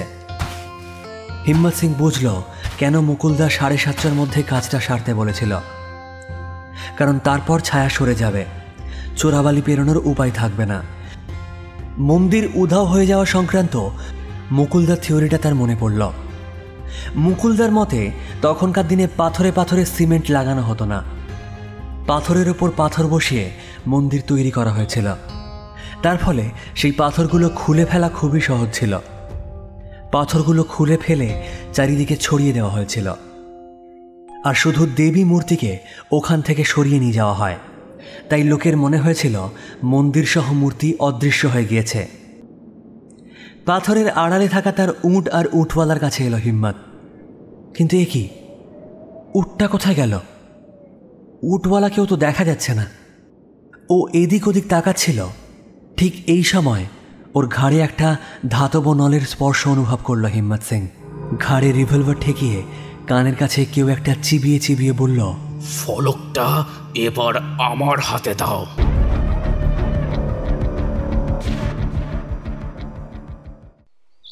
মেঘনা, মেঘনা, মেঘনা, একটু বাইরে এসো। মেঘনার ঘুমটা ভাঙল একটা শব্দে। কে যেন তার নাম ধরে ডাকছে। মেঘনা ভাবল সে বোধহয় স্বপ্ন দেখছে। এখানে তার নাম ধরে বাংলায় কে ডাকবে? তারপর ভালো করে ঘুম থেকে উঠে দেখল, না, ঠিকই তো, কে যেন তাকে ডাকছে। মেঘনা, একটু বাইরে এসো। তাঁবু থেকে বাইরে এলো মেঘনা। দেখল মুকুলবাবু দাঁড়িয়ে আছেন। কি ব্যাপার মুকুলবাবু, এত সকালে? মেঘনা, মেঘনা, তোমার খুব বিপদ। যত তাড়াতাড়ি সম্ভব এখান থেকে পালিয়ে যাও। বিপদ? কিসের বিপদ? কাল তুমি যে ফলকটার ছবি তুলেছিলে, কাল রাতে সেই ফলকের পুরোহিত খুন হয়েছে। খুন? হ্যাঁ, তার বডি পাওয়া গেছে ওই ফলকের বেদির সামনে। সে কি, খুন করলো কে আর কেন? খুন করলো কে সেটা তো জানেনি, কিন্তু তার থেকেও বড় ব্যাপার হচ্ছে ওই ফলকটা উধাও। মানে? দেখো, ব্যাপারটা খুবই গোলমেলে। এবার তুমি যেহেতু ছবি তুলেছিলে, লোকে তোমার দিকেই সন্দেহটা করছে। আমি শুনতে পেলাম একটা গোলমাল বা জটলাও তৈরি হচ্ছে। তাই তোমাকে আমি সাবধান করলাম, এখান থেকে যত তাড়াতাড়ি পারো পালিয়ে যাও, নইলে কিন্তু সমস্যা হতে পারে। আচ্ছা আচ্ছা, ঠিক আছে, ধন্যবাদ আপনাকে। মেঘনা তাড়াতাড়ি ভেতরে এসে তার ব্যাগটা কোনো রকমে গুছিয়ে নিয়ে তাঁবু থেকে বেরিয়ে পড়ল। চোখে সানগ্লাসটা পরে আর মাথায় একটা টুপি লাগিয়ে যতটা সম্ভব নিজের চেহারাটা আড়াল করে ক্যাম্প থেকে বাইরে বেরোল। বাইরে বেরিয়ে বুঝতে পারল মুকুলবাবু যা বলেছেন ব্যাপারটা ঠিকই। চারপাশটা কিরকম একটা থমথমে ভাব হয়ে আছে। কোনো লোকজনকে দেখতে পাচ্ছে না। তাকে কোনো রকমে রাস্তায় পৌঁছতে হবে। এখন এখান থেকে কোনো গাড়ি নেওয়াটাও সমস্যা সৃষ্টি করতে পারে। তাকে হেঁটেই যেতে হবে। হাঁটা শুরু করলো মেঘনা। খানিকটা যাওয়ার পরেই মেঘনার মনে হলো যেন কেউ তাকে অনুসরণ করছে। বারবার পেছন দিকে তাকিয়ে মেঘনা কাউকে দেখতে পেল না। হাঁটার গতি বাড়ালো মেঘনা। বেশি দূর যেতে হলো না। সামনেই হঠাৎ দেখল গ্রামবাসীদের একটা দল রাস্তার ওপর এসে দাঁড়িয়েছে। মেঘনা একটু অস্বস্তি বোধ করল। ওদেরকে এড়িয়ে যাওয়া সম্ভব নয়। যেতে হলে ওদের মাঝখান দিয়েই যেতে হবে। এবার সন্দেহ হতে পেছনে ঘুরে দেখল মেঘনা। দেখল পেছনেও দূর থেকে গ্রামবাসীদের আরেকটা দল এগিয়ে আসছে। ব্যাপারটা এবার সত্যিই আশঙ্কাজনক হয়ে যাচ্ছে। মেঘনা আর কিছু না বলে সোজাসুজি এগিয়ে গেল গ্রামের দলটার দিকে। তাদেরকে সরিয়ে এগোতে যাবে, কিন্তু তাকে বাধা দিল এই গ্রামেরই কিছু লোক। কি ব্যাপার? আপনারা আমার পথ আটকাচ্ছেন কেন? আপনি পুরোহিতকে খুন করলেন কেন? আমি পুরোহিতকে খুন করেছি? আমাদের দেবীকে আপনি কোথায় রেখেছেন? কি বলছেন এইসব? পেছন থেকে আরেকজন বলে উঠল, আমরা ঠিকই বলছি। আমি কাউকে খুন করিনি। আপনি কাউকে খুন করেছেন কি করেননি সেটা জানার দরকার নেই। আপনি আপনার ওই ক্যামেরায় আমাদের দেবীর ছবি তুলেছেন, তাতেই দেবী অসন্তুষ্ট হয়েছেন। তারই অভিশাপ নেমে এসেছে আমাদের ওপর। কি আলতু ফালতু বলছেন আপনারা? এইসব ব্যাপার আপনারা বিশ্বাস করেন? আপনি আমাদের অনেক ক্ষতি করেছেন। আমাদের গ্রামে আপনি অভিশাপ ডেকে এনেছেন। আপনাকে আমরা ছাড়ব না। তার মানে আপনারা এরকম করতে পারেন না। আমি এক্ষুনি পুলিশে ফোন করব। বলে মেঘনা কাঁধের ব্যাগ থেকে মোবাইলটা বার করতে গেল। তার আগেই কেউ একটা প্রচণ্ড জোরে ধাক্কা মেরে তার থেকে তার ব্যাগটা ছিনিয়ে নিল। আর ওই ধাক্কায় মেঘনা সামনের লোকগুলোর মধ্যে গিয়ে পড়ল। খানিকক্ষণের মধ্যেই মেঘনা বুঝতে পারল ও এই লোকগুলোর হাতে বন্দী। ওরা কি করবে ওর সাথে এখন? হঠাৎই একটা প্রচণ্ড হইচয়ের শব্দ শোনা গেল। তারপরেই মেঘনা দেখতে পেল একদল লোক, তাদের সর্বাঙ্গে কালো পোশাক। তারা দল বেঁধে এগিয়ে আসছে এবং চিৎকার করছে, দেবী মা, দেবী মা, দেবী মা, দেবী মা। সেই দলের সম্মুখভাগে যে আছে তাকে দেখলে যে কোনো সাহসীর বুকে কাঁপুনি উঠতে বাধ্য। লোকটার উচ্চতা প্রায় 6.5 ফুটের কাছাকাছি। গায়ের রং আর পোশাকের রং মিলে গেছে। মুখের চুল আর দাড়িগুলো রুক্ষ শুষ্ক আর জটা পড়া। সমস্ত শরীরের পেশিগুলো সগৌরবে জানান দিচ্ছে তাদের উপস্থিতি। আর সব থেকে ভয়ঙ্কর ব্যাপার হলো তার চাহনি। সেটা এমন তীব্র যে সেদিকে তাকিয়ে থাকা যায় না। নিষ্ঠুরতা ঝরে পড়ছে সেই চোখ থেকে। তার সঙ্গে যে লোকগুলো এগিয়ে আসছে তারাও যথেষ্ট বলশালী, কিন্তু ওর কাছে সবাইকে খুব ছোট্ট লাগছে। সবার হাতেই কিছু না কিছু অস্ত্র রয়েছে, কিন্তু সামনের ওই দৈত্যাকার লোকটার হাতে ঝকঝক করছে একটা কাতান টাইপের অস্ত্র, যেটার আকৃতি এবং প্রকৃতি দেখে বোঝা যাচ্ছে সেটার এক কোপে যে কোনো মানুষের মাথা ধড় থেকে আলাদা হতে সময় লাগবে না। এই ভয়ঙ্কর দর্শন লোকগুলো ঝাঁপিয়ে পড়ল গ্রামবাসীদের ওপরে। মেঘনা কিছু বোঝার আগেই তাকে ওই নতুন দলের লোকগুলো বন্দি করে তুলে নিয়ে চলে গেল। মেঘনা অবাক হয়ে দেখল এই গ্রামের লোকগুলো কিছুই বলল না। এরা কারা? এরা এমন করছে কেন?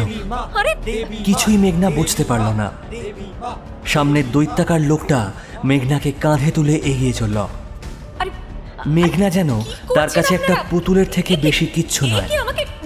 পেছনে পেছনে সমস্ত দলটা চলল। তাদের মুখে একটাই আওয়াজ ধ্বনিত হচ্ছে, এরা তাকে কোথায় নিয়ে চলেছে? মেঘনা কিছুই বুঝতে পারছে না। এদের দেখে মনে হচ্ছে এরা আদিম যুগে পড়ে থাকা কোনো বর্বর মানুষ। তবে কি এরা তাদের দেবীর কাছে মেঘনাকে বলি দিতে নিয়ে যাচ্ছে? লোকটা ধীরে ধীরে গতি বাড়াতে লাগলো। অনেকক্ষণ পর সে রীতিমতো দৌড়তে লাগলো। পেছনে সমস্ত দলটাই দৌড়চ্ছে। মেঘনা বুঝতে পারল মরুভূমির ওপর দিয়ে তারা দৌড়চ্ছে। কোনো রকমে ঘাড় ঘুরিয়ে মেঘনা দেখার চেষ্টা করলো তারা কোথায় যাচ্ছে। দূরে একটা মন্দিরের আদল দেখতে পেল সে।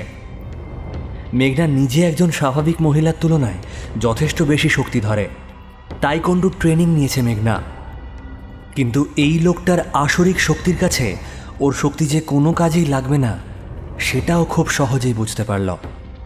এই দৌড়ের ফলে মরুভূমির গরম বালির হলকা চোখে মুখে লাগতে শুরু করেছে। লোকটা এখন রীতিমতো দৌড়চ্ছে, যে কোনো মুহূর্তে পড়ে যেতে পারে মেঘনা। এবার ভয়ে চোখ বন্ধ করে নিল।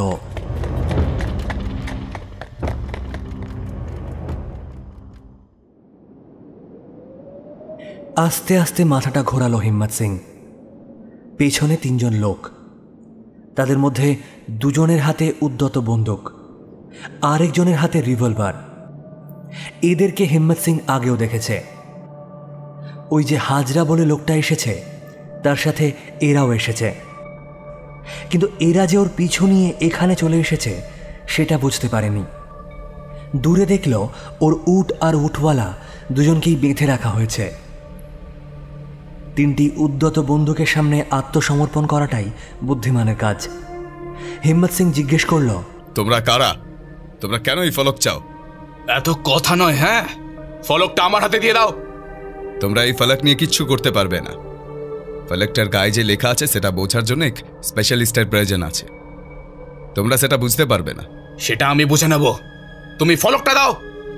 হিম্মত সিং আস্তে আস্তে ব্যাগের ভেতর হাত ঝুঁকিয়ে ফলকটা বার করল।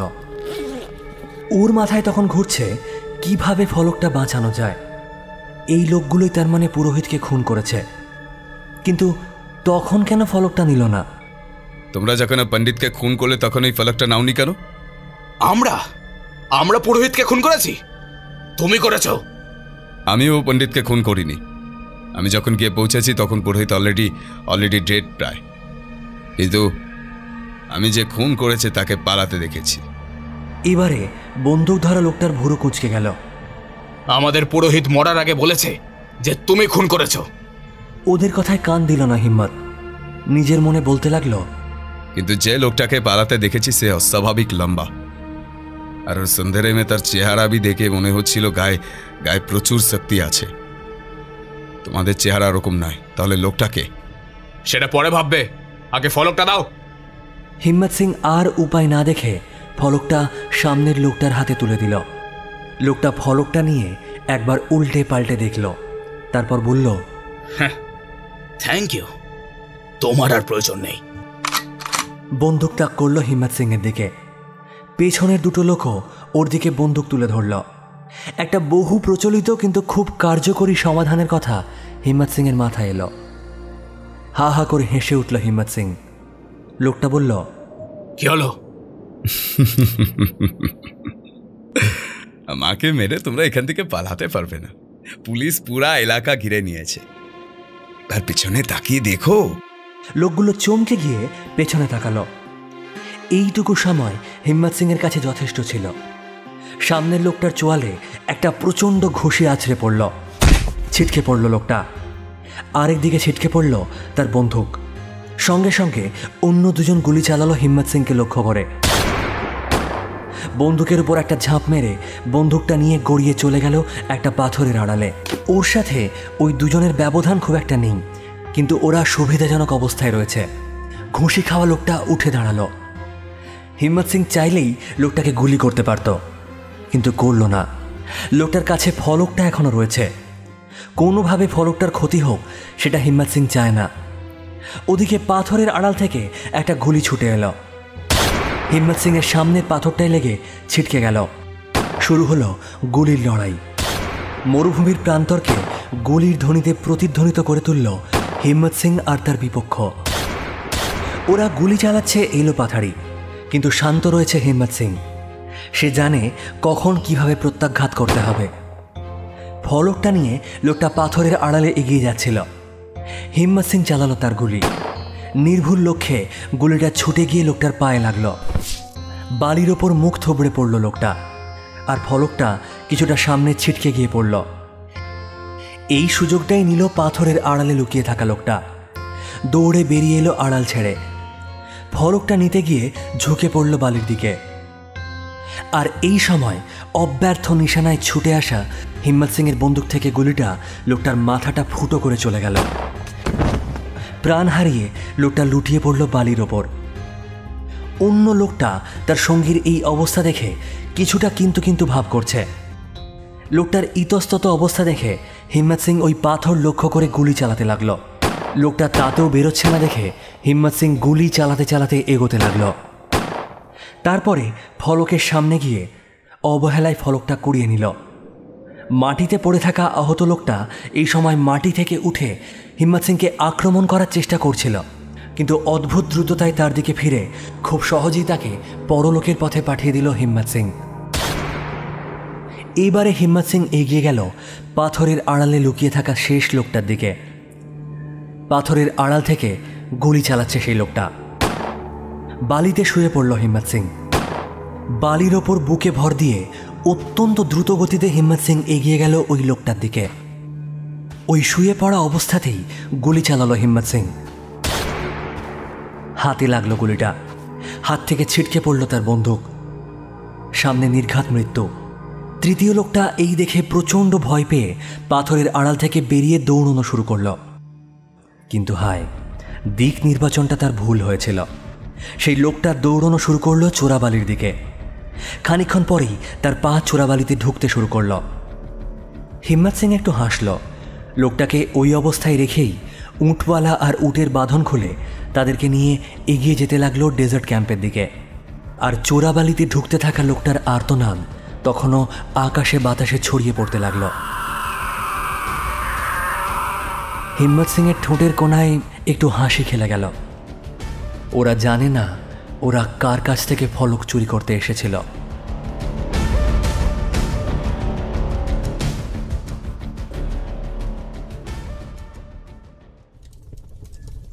মেঘনা ব্যাপারটা ঠিক বুঝতে পারছিল না।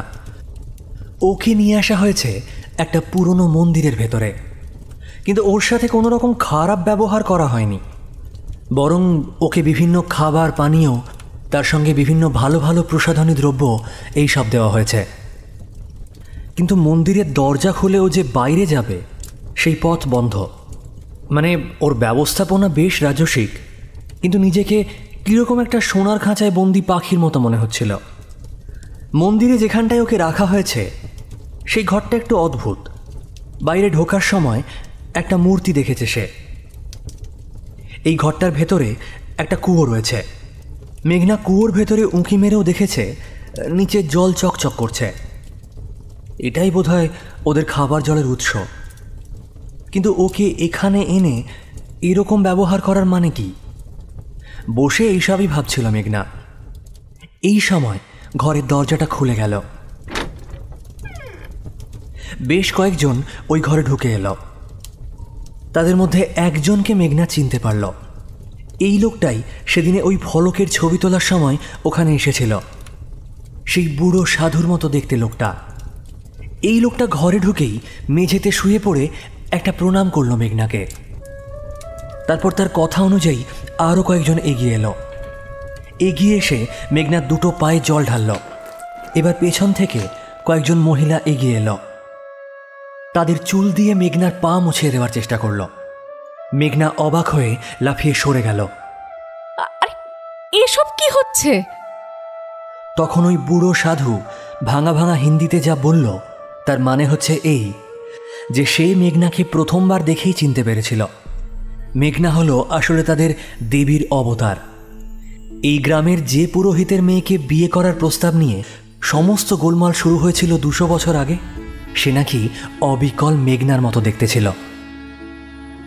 আজ মেঘনা নাকি তার টানেই আবার ফিরে এসেছে, এবং সেই জন্যই ঠিক এই সময় ওই ফলকটা পাওয়া গেছে, যাতে দেবীর ফিরে আসার সব চিহ্নই বর্তমান।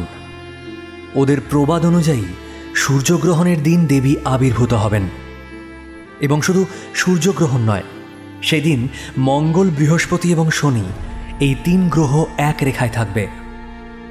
শেষ 500 বছরের মধ্যে এই ঘটনা কখনো ঘটেনি, তবে আগামীকাল ঘটবে। আগামীকাল আছে সূর্যগ্রহণ।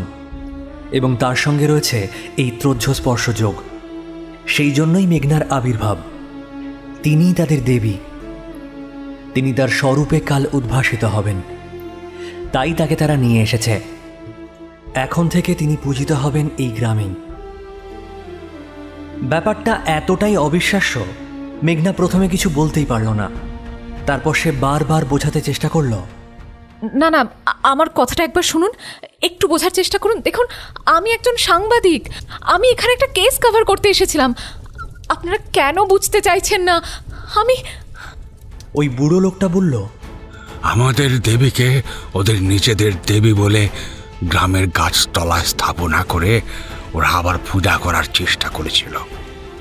সেই পুরোহিতকে উপযুক্ত জায়গায় আমরা পাঠিয়েছি।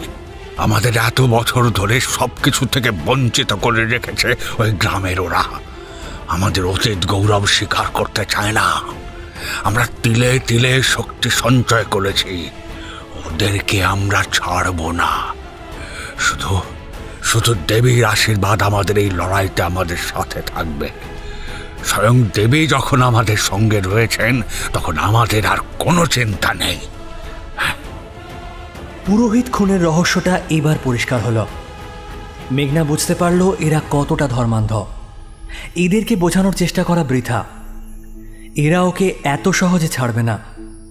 আর এই মরুভূমির মধ্যে থেকে পালানোর কোনো উপায় আছে বলেও তো মনে হচ্ছে না। ওই লোকগুলোকে মেঘনা আরও কিছু বোঝানোর চেষ্টা করল, কিন্তু হায়, কবেই বা ধর্মান্ধতা যুক্তিকে স্বীকার করেছে।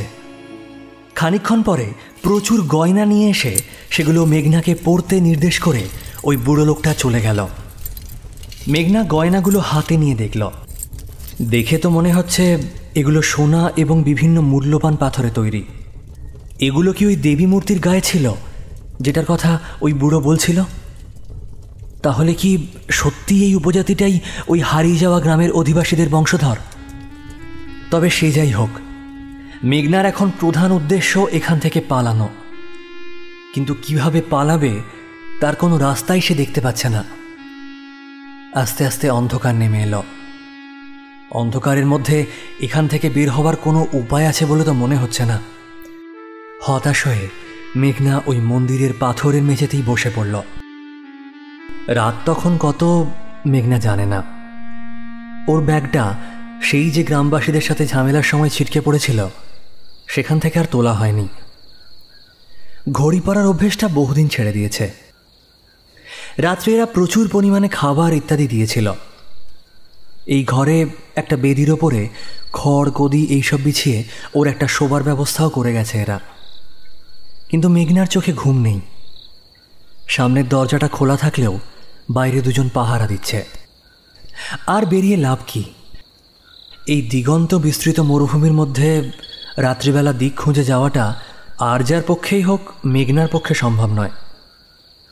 এই ঘরের মেঝেতে মুখ গুঁজে বসে রইল মেঘনা। হঠাৎ বাইরে একটা অদ্ভুত আওয়াজ পেল। এত রাত্রে এখানে কে এলো? আওয়াজটা তো গাড়ির বলেই মনে হলো। মেঘনা উঠে নিজের ঘরের দরজা টেনে দেখল বাইরে থেকে বন্ধ করে দিয়েছে কেউ। মেঘনা ভেতর থেকে দরজাটা বন্ধ করে দিল। কে কি উদ্দেশ্যে এখানে আসছে তা তো ঠিক বলা যায় না। দরজায় কান পেতে রইল সে। সামান্য কিছু শব্দ ছাড়া আর কিছুই শুনতে পেল না। তারপরেই হঠাৎ দরজায় ধাক্কার শব্দ শুনে চমকে উঠল মেঘনা। তার চমকানোর মাত্রা আরও বাড়ল যখন শুনল বাইরে থেকে বাংলায় তার নাম ধরে কেউ ডাকছে। মেঘনা, দরজা খুলুন। মেঘনা কিছুটা ভয় ভয় নিয়ে দরজা খুলল। দরজার বাইরে সেই রাজস্থানী যুবক দাঁড়িয়ে, যে তাকে সেদিন ছবি তোলার সময় ওই ঝামেলার হাত থেকে বাঁচিয়েছিল। কি ব্যাপার, আপনি? কথা বলার সময় নেই, চটপট চলুন। কোথায়? এর থেকে ভালো জায়গাতেই যাব, এখান থেকে পালাতে হবে। সামনে গার্ড আছে। একজন তো, তার ব্যবস্থা আমি করে এসেছি। না না, দুজন ছিল তো। দুজন? একজনকে দেখলাম তো। ঠিক আছে, চলুন তো এখন। মেঘনা আর হিম্মত সিং ওখান থেকে বের হতে গেল। সেই সময় দ্বিতীয় প্রহরী যে অন্য কোথাও গিয়েছিল সামনে চলে এলো। ওদের দেখে একটা আওয়াজ করে হিম্মত সিংয়ের ওপর ঝাঁপিয়ে পড়ল সে। মেঘনা তখন দেখল হিম্মত সিংয়ের কেরামতি। লোকটাকে ধরে ঘাড়ের কাছে এমন এক কায়দায় আঘাত করল লোকটা একটাও শব্দ না করে কাটা কলা গাছের মতো পড়ে গেল। দ্রুত গতিতে ওরা দুজন দৌড়ে বাইরে এলো। বাইরে একটা জিপ রাখা ছিল। হিম্মত আর মেঘনা দুজনেই লাফিয়ে জিপে উঠল। মেঘনা বলল, আপনি কে? আপনার আপনার আসল পরিচয়টাই বা কি? আপনি তো রাজস্থানী নন, আর আমরা এখন যাচ্ছি বা কোথায়? আপনি বড় প্রশ্ন করেন। ঠিকই ধরেছেন, আমি রাজস্থানী নই, বাঙালি। আর যাচ্ছি কোথায় সেটা তো আপনি গেলেই দেখতে পাবেন। এখন আপাতত চুপ করে বসে থাকুন। মেঘনা আপাতত চুপ করে গেলেও তার মনের প্রশ্নগুলো বন্ধ হলো না।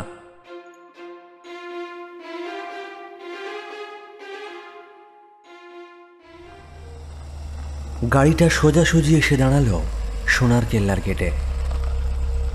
এখানে কি? এখান থেকেই তো সবকিছু শুরু। সোনার কেল্লা শুনতে কেল্লা হলেও আসলে একটা কেল্লা শহর। জয়সালমীর শহরের অধিকাংশ লোকই এখন বসবাস করেন এই কেল্লার ভেতরে। তাই অজস্র ছোট ছোট বাড়ি ও হলুদ পাথরে তৈরি ছোট ছোট ঘর নিয়ে তৈরি সোনার কেল্লা। দূর থেকে দেখলে মনে হয় পাহাড়ের মাথার ওপর কে যেন হলুদ আস্তরণ ঢেলে দিয়েছে। গাড়ি থেকে নেমে হিম্মত সিংয়ের সাথে মেঘনা হেঁটে চলল ভেতরের দিকে। তারপর অলি গলি মন্দির বাড়ি এসব পেরিয়ে একটা ছোট্ট বাড়িতে গিয়ে যার সাথে দেখা হলো তাকে এখানে দেখবে মেঘনা আশা করেনি। আপনি? হ্যাঁ, আমি। এখানে আপনি? কি ব্যাপার? বসুন। আপনাকে অনেক কিছু বলার আছে, অনেক কিছু শোনারও আছে। তবে তার আগে বলে রাখি, এইটা আমার বাড়ি, মানে গত জন্মের বাড়ি।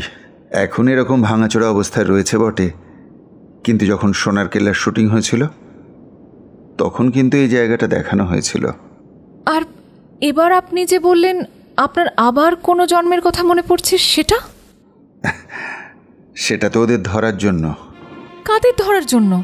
বলছি, আমাদের এই ডেজার্ট ক্যাম্পে উঠেছে সৌরভ হাজরা। লোকটা মহাধুরন্ধর, সব ধরনের অপরাধমূলক কাজের সঙ্গে সে যুক্ত। তবে ওর মূল কাজ দেশের সম্পদ বিদেশে পাচার করা। এই বর্ডার এরিয়ায় বহুদিন ধরে অপারেট করছে। আমরা বহুদিন ধরে তককে তককে আছি, কিন্তু কখনোই ওকে হাতে নাতে ধরতে পারিনি। ওর অপরাধের সংখ্যা অনেক।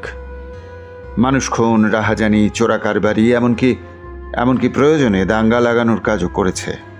আপনারা কারা? আমরা কারা? খুব ভালো প্রশ্ন। আমরা ভারত সরকারের একটা বিভাগ বলতে পারেন, যারা সাধারণ মানুষের মতোই থাকি কিন্তু কাজ করি আন্ডার কাভার এজেন্ট হিসেবে। আমাদের মূল কাজ হচ্ছে গোটা ভারতবর্ষ জুড়ে প্রচুর লুকোনো সম্পদ রয়েছে, সেগুলো এইসব সৌরভ হাজরার মতো লোকেরা ঠিক খুঁজে বার করে বিদেশে পাচার করছে এবং কোটি কোটি টাকা রোজগারও করছে। এদেরকে আটকানোই আমাদের মূল কাজ। আর তোমার সঙ্গে পরিচয় করিয়ে দিই, তোমার পিছনে ওই রাজস্থানী যুবকের ছদ্মবেশে ভিতর থেকে এইমাত্র যে বেরিয়ে আসছে তার নাম সাত্যকী সেন। মেঘনা চমকে পেছনে ঘুরে তাকালো, দেখল ওই রাজস্থানী পাগড়ি গোপটার ভেতর থেকে বেরিয়ে এসেছে একজন অত্যন্ত সুপুরুষ বলিষ্ঠ চেহারার যুবক। সাত্যকী এর আগে একটা নিউজ চ্যানেলে কাজ করত, সেখানে ওর একটা প্রোগ্রাম করে খুব নামও করেছিল। তারপর দ্বারকায় একটা গোলমেলে ব্যাপারেও জড়িয়ে পড়ে, আর সেখানে মূল অপরাধীকে ধরে ফেলে। যদিও ব্যাপারটা কাগজে ফাঁস করা হয়নি, কিন্তু তারপরে ওকে এই সিক্রেট এজেন্সি সার্ভিসে নিয়ে নেওয়া হয়। এখন সাত্যকী আমাদেরই লোক। আমাকে এইসব জানাচ্ছেন কেন? দেখো, তোমাকে জানানোর পিছনে একটা কারণ আছে। তোমার ব্যাকগ্রাউন্ড আমরা চেক করেছি। তুমি যদি আমাদের সাহায্য করো তাহলে এদের খুব সহজেই ধরতে পারবো। এদেরকে যখনই আমি ওই ক্যাম্পে দেখি তখনই বুঝতে পেরেছি এরা কিছু একটা মতলবে এখানে এসেছে। তারপর ওই কাঠপুতলির নাচ আর তাতে এদের আগ্রহ দেখে ব্যাপারটা আমি অনুমান করতে পারলাম। পূর্বজন্মের নাটকটা তখনই সাজালাম যাতে ওদের মনে এই ধারণা দৃঢ় হয় যে জিনিসটা এখানেই আছে, নইলে ওরা এই জায়গাটা ছেড়ে অন্য জায়গায় চলে যেত। ওদের হাতে নাতে ধরা মুশকিল হতো। তবে একই সঙ্গে ফলক উদ্ধারটা বলতে পারো একটা কাকতালীয় যোগাযোগ। তোমার ক্যামেরায় ফলকের ছবিটা দেখে আমি ফলকটা চিনতে পেরেছিলাম। এটা ওই মন্দিরে ঢোকার চাবিকাঠি। এবারে তুমি বলো, তোমাকে ওরা নিয়ে গিয়েছিল কেন, আর ওখানে গিয়ে তুমি কি জানতে পেরেছ? যা জানতে পেরেছে মেঘনা বলল। সূর্যগ্রহণের কথা, দেবীর ফিরে আসার কথা সবই বলল। তার মানে হলো আমি যা অনুমান করেছি সেটাই ঠিক। সাত্যকী? Yes sir. এতক্ষণে নিশ্চয়ই হাজরার লোকেরা তোমাকে খুঁজতে লেগেছে, আর ওদিকে ওই গ্রামের লোকেরাও তাদের দেবীর চুরি হয়ে যাওয়ার ব্যাপারটা সহজে মেনে নেবে না। কিন্তু কালকে মন্দিরে ঢুকতে হবে। কিন্তু স্যার, একেই তো ওখানে এত কড়া পাহারা থাকে, তার উপরে এই ঘটনা, ওখানে তো আরো বেশি পাহারা থাকবে। সেটা থাকবে, কিন্তু কাল সূর্যগ্রহণ। কাল যা ঘটার তা ওই মন্দিরের ভেতরেই ঘটবে। সুতরাং মন্দিরের ভেতরে আমাদের ঢুকতেই হবে। তবে ভয় পেও না, ওই গ্রামে আমাদের লোক আছে, তারা ঠিক সময় সাহায্য করবে। কিন্তু মন্দিরের ভেতরে ঢোকার পর বাকি রাস্তাটা আমাদের জানা খুব দরকার। আচ্ছা, ওখানে কুয়ো আছে বললে না? হ্যাঁ, সেটাই তো দেখলাম। এটাই আমাকে ভাবাচ্ছে, বুঝেছ? ওখানে কুয়ো থাকার মানেটা কি হয়? যদিও যে ম্যাপটা আমরা পেয়েছি মরুভূমির পাথরের ওপর থেকে, সেটাতেও একটা ইঙ্গিত পাচ্ছি, কিন্তু ওখানে না গেলে ঠিক বুঝতে পারবো না। আপনারা তো সরাসরি ওই সৌরভ হাজরাকে গ্রেফতার করতে পারেন। না না, সেটা পারি না, কারণ লোকটা কোনো প্রমাণ রেখে কাজ করে না। বারবার ওকে ফাঁদে ফেলে ধরার চেষ্টা করা হয়েছে, কিন্তু বারবারও পালিয়েছে। এইবারে যেন সেটা না ঘটে। আচ্ছা, যে দেবী মূর্তি এরা খোঁজার চেষ্টা করছে সেটা কি মূল্যবান? না, দেবী মূর্তি নয়, দেবী মূর্তির কপালের পাথরটা। ওটা কোনো মূল্যবান পাথর না হলেও যা বুঝতে পেরেছি যে চিকিৎসা বিদ্যাতে ওটার গুরুত্ব অপরিসীম। ওর ভেতরে কিছু অজানা মৌল আছে, যেটা হয়তো এই পৃথিবীরই নয়। সেইটার ফলে ওই গ্রামের লোকেদের দীর্ঘ আয়ু লাভ হতো এবং রোগ ব্যাধি অনেক কমে যেত। সুতরাং বুঝতেই পারছো এর আসল গুরুত্বটা কোথায়। বুঝতে পেরেছি। মেঘনা, তুমি একজন সাংবাদিক, তুমি নিশ্চয়ই চাও না যে এই সব সম্পদ কেউ বাইরে পাচার করুক। না স্যার, আমি একদমই চাই না। তুমি আমাদের যে তথ্য দিয়েছো তার জন্য তোমাকে অনেক ধন্যবাদ। আমাদের পরিচয় তুমি জেনেছো, আশা করি সেটা প্রকাশ করবে না। অবশ্য প্রকাশ করলেও কিছু যায় আসে না, আমাদের হাজার পরিচয় আছে। তুমি এখান থেকে সোজাসুজি বাড়ি ফিরে যাও। হ্যাঁ, সাত্যকী তোমাকে এয়ারপোর্টে পৌঁছে দেবে। স্যার, একটা কথা বলবো? কি? স্যার, আমি আপনাদের এই দলে যোগ দিতে চাই। তুমি? মানে এরকমভাবে আমরা দলে কাউকে নিই না। এই যে সাত্যকীকে নিয়েছেন, দেখো, ও তো তার যোগ্যতার পরীক্ষা দিয়েছে, একটা বড় মিশন ও সাকসেসফুল করেছে। আর আমিও যদি সেটা করি? মানে? স্যার, আমি কালকে মন্দিরে যেতে চাই, আপনি আমাকে পারমিশন দিন। সাত্যকীর সাথে আমিও যাব, আর ওই সৌরভ হাজরাকে গ্রেপ্তার করব, আর দরকার হলে ওই পাথরটা উদ্ধার করব। দেখো, এভাবে হয় না মেঘনা, এইসব কাজে জীবনের অনেক ঝুঁকি থাকে। তোমাকে আমি এভাবে যাওয়ার পারমিশন দিতে পারি না। স্যার স্যার প্লিজ, আমি এই কাজটা করতে চাই। এই সাধারণ সাংবাদিকের চাকরি আমার জীবনকে অতিষ্ঠ করে তুলেছে। কোনো রোমাঞ্চ নেই, কোনো শিহরণ নেই। এরকম জীবনকে আমি ঘৃণা করি স্যার। জীবন হবে সেই রকম যার পায়ে পায়ে থাকবে বিপদ, গায়ে গা ঘেঁষে চলবে মৃত্যু। তবেই তো সেটা জীবন, তবেই তো বেঁচে থাকার আনন্দ। নইলে আপনিই বলুন, এরকম আলু ভাতের মতো বেঁচে থেকে কি লাভ? এই ধরনের কাজে যে পরিমাণ বিপদের মোকাবিলা করতে হবে তার তুলনায় কিন্তু পারিশ্রমিক অতি সামান্য। পারিশ্রমিকের কথা আমি ভাবছি না সাত্যকী, আমি বিপদকে ভালোবাসি। যেখানে যত বেশি বিপদ, আমার তত বেশি আনন্দ। নইলে আপনি ভাবুন স্যার, এই গ্রামে দিল্লি থেকে আমি একা চলে এলাম একটা খবর কভার করতে। শুধু কি আপনার জাতিস্বরের খবরটা আমাকে এনকারেজ করেছিল? আমি দেখলাম একটা নতুন জায়গায়, মরুভূমির মধ্যে একটা শহর, যেখানে যেতে পারবো। এটাই তো আমি চাই, তাই চলে এলাম। আমাকে প্লিজ স্যার এই সুযোগটা দিন। যদি আমি ব্যর্থ হই তাহলে এই প্রশ্ন কোনো দিনও আর করব না। বেশ, তুমি যখন এত করে বলছো তখন যেও, কিন্তু সমস্ত দায়িত্ব তোমার নিজের, কেমন? যদি কিছু ঘটে তাহলে কিন্তু আমরা তোমাকে চিনি না। আর একটা কথা, ওই মন্দির কিন্তু অভিশপ্ত মন্দির। ওই মন্দিরের গল্প আমি এখানকার উটওয়ালার থেকে শুনেছি। এবং তার থেকেই আমার ধারণা এই অভিশাপের গল্পটা ছড়িয়ে দেওয়া হয়েছে মন্দিরের ভিতরের কোনো জিনিসকে রক্ষা করবার জন্য।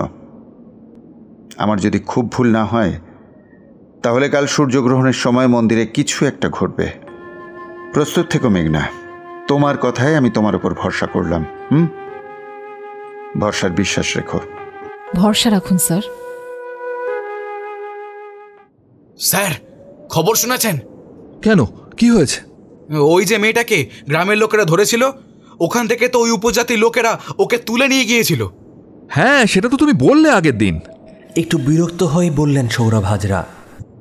হ্যাঁ স্যার, ওদের উপজাতির ওখান থেকে ওই মেয়েটা নাকি পালিয়ে গেছে। পালিয়ে গেছে? কি করে জানলে?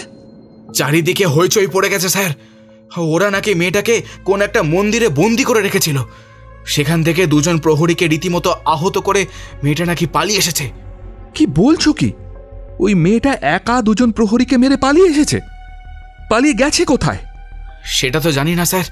আর ওই লোকটা, ওর কোনো খবর পেয়েছো? কোন লোকটা? আরে ওই রাজস্থানী লোকটা যাকে মরুভূমিতে ফলো করতে গিয়ে প্রাণ হারিয়ে এলো দুজন। না স্যার, ওকে তো দেখতেই পাচ্ছি না।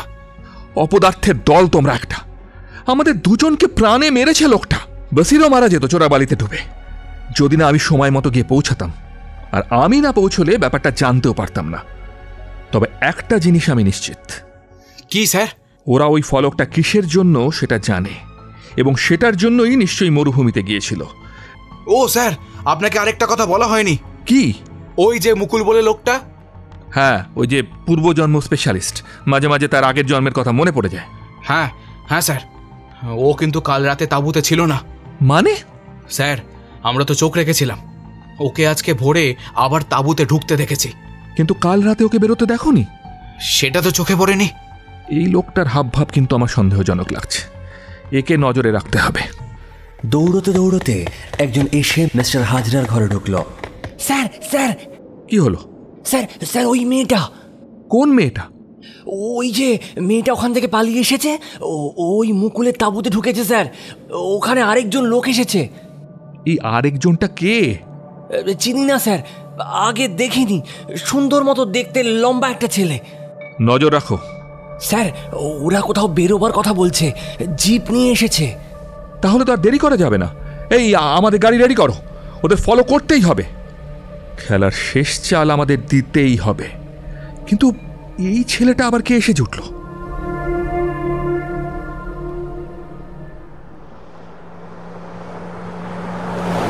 ওদিকে মরুভূমির মধ্যে দিয়ে সাত্তকী জিপ চালিয়ে চলেছে।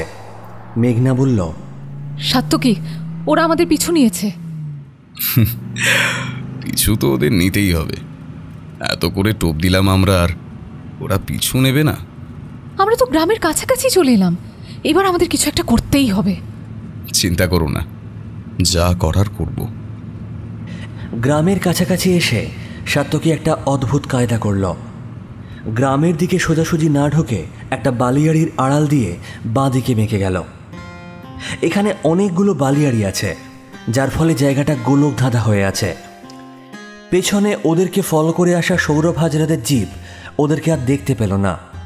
বালিয়াড়ির পেছন দিয়ে দেখতেই মেঘনার দৃশ্যটা দেখতে পেল।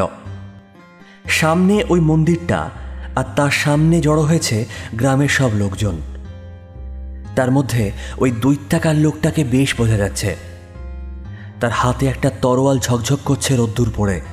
কিন্তু ওদের নজর এখন সোজা আসতে থাকা সৌরভ হাজরাদের জিপের দিকে।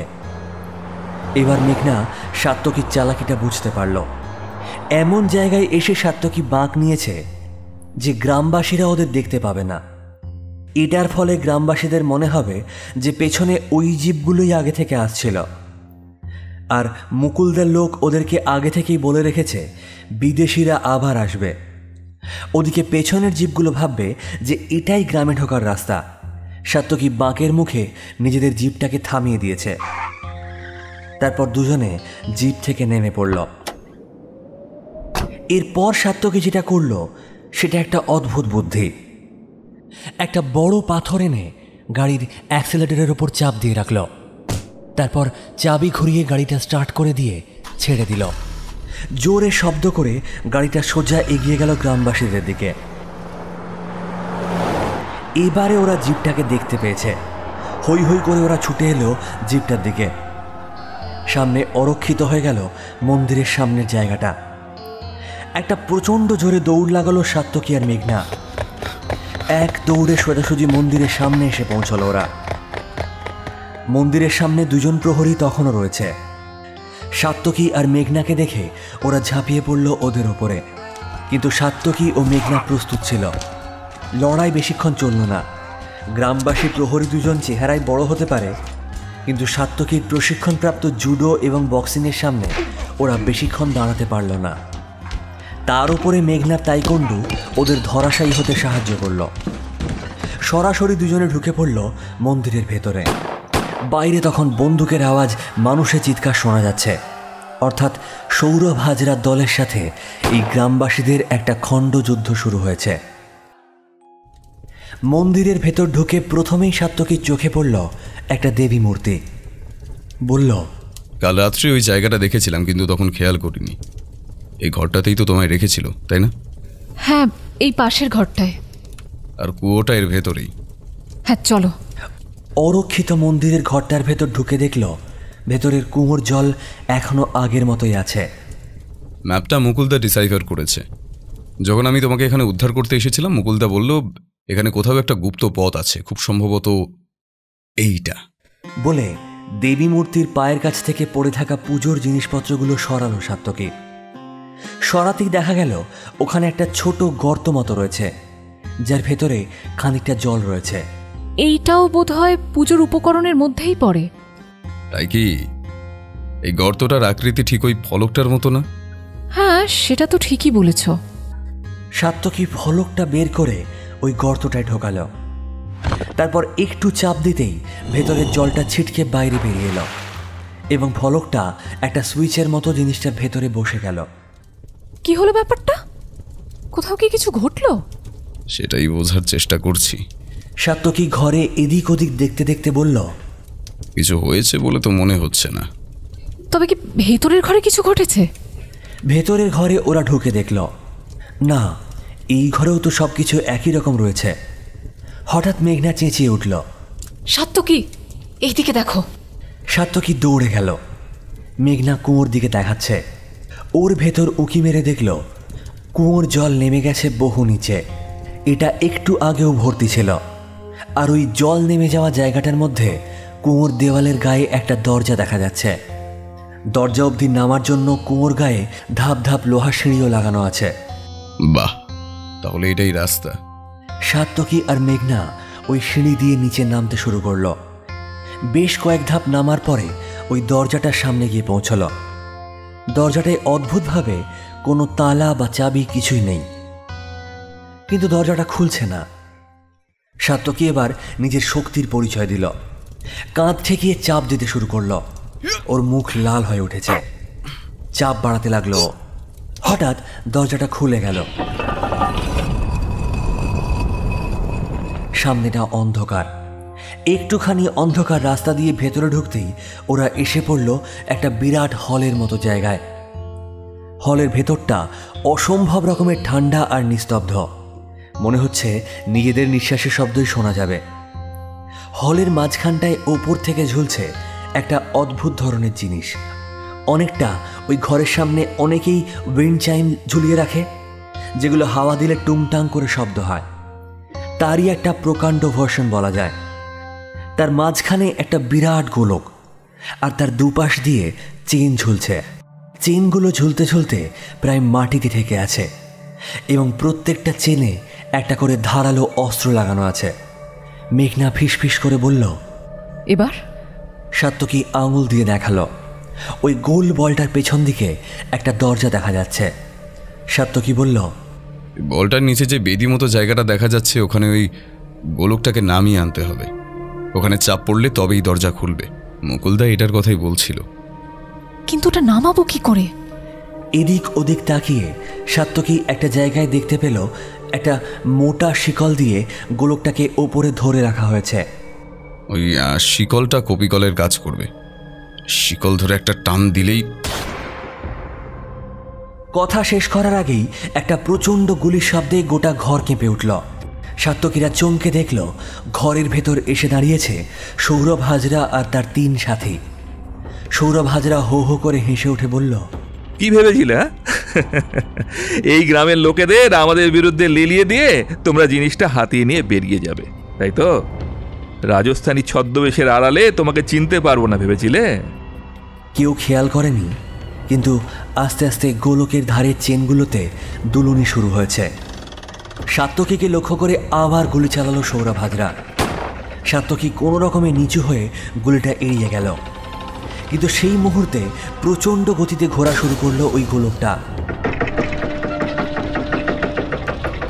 চেনগুলো সোজা হয়ে সমস্ত ঘরের চারিদিকে আছড়ে পড়তে লাগলো। কিছু বোঝার আগেই সৌরভ হাজরার একজন সঙ্গীর গলায় লাগলো একটা চেনের ধারালো অস্ত্র। ঘরের দেওয়ালে রক্তের একটা দাগ হয়ে গেল, আর তার ছিন্ন মাথা ছিটকে পড়ল অন্য একটা কোণে। সাত্তকী আর মেঘনা ঘরের মধ্যে একটা পিলারের ফাঁক পেয়ে কোনো মতে ওই জায়গাটায় ঢুকে দাঁড়ালো। মেঘনা বলল, এ কি হলো? এই গোলকটা সাউন্ড অ্যাক্টিভেটেড। গুলির শব্দ আমাদের কথার আওয়াজে চালু হয়ে গেছে, এর থেকে কেউ বাঁচবে না।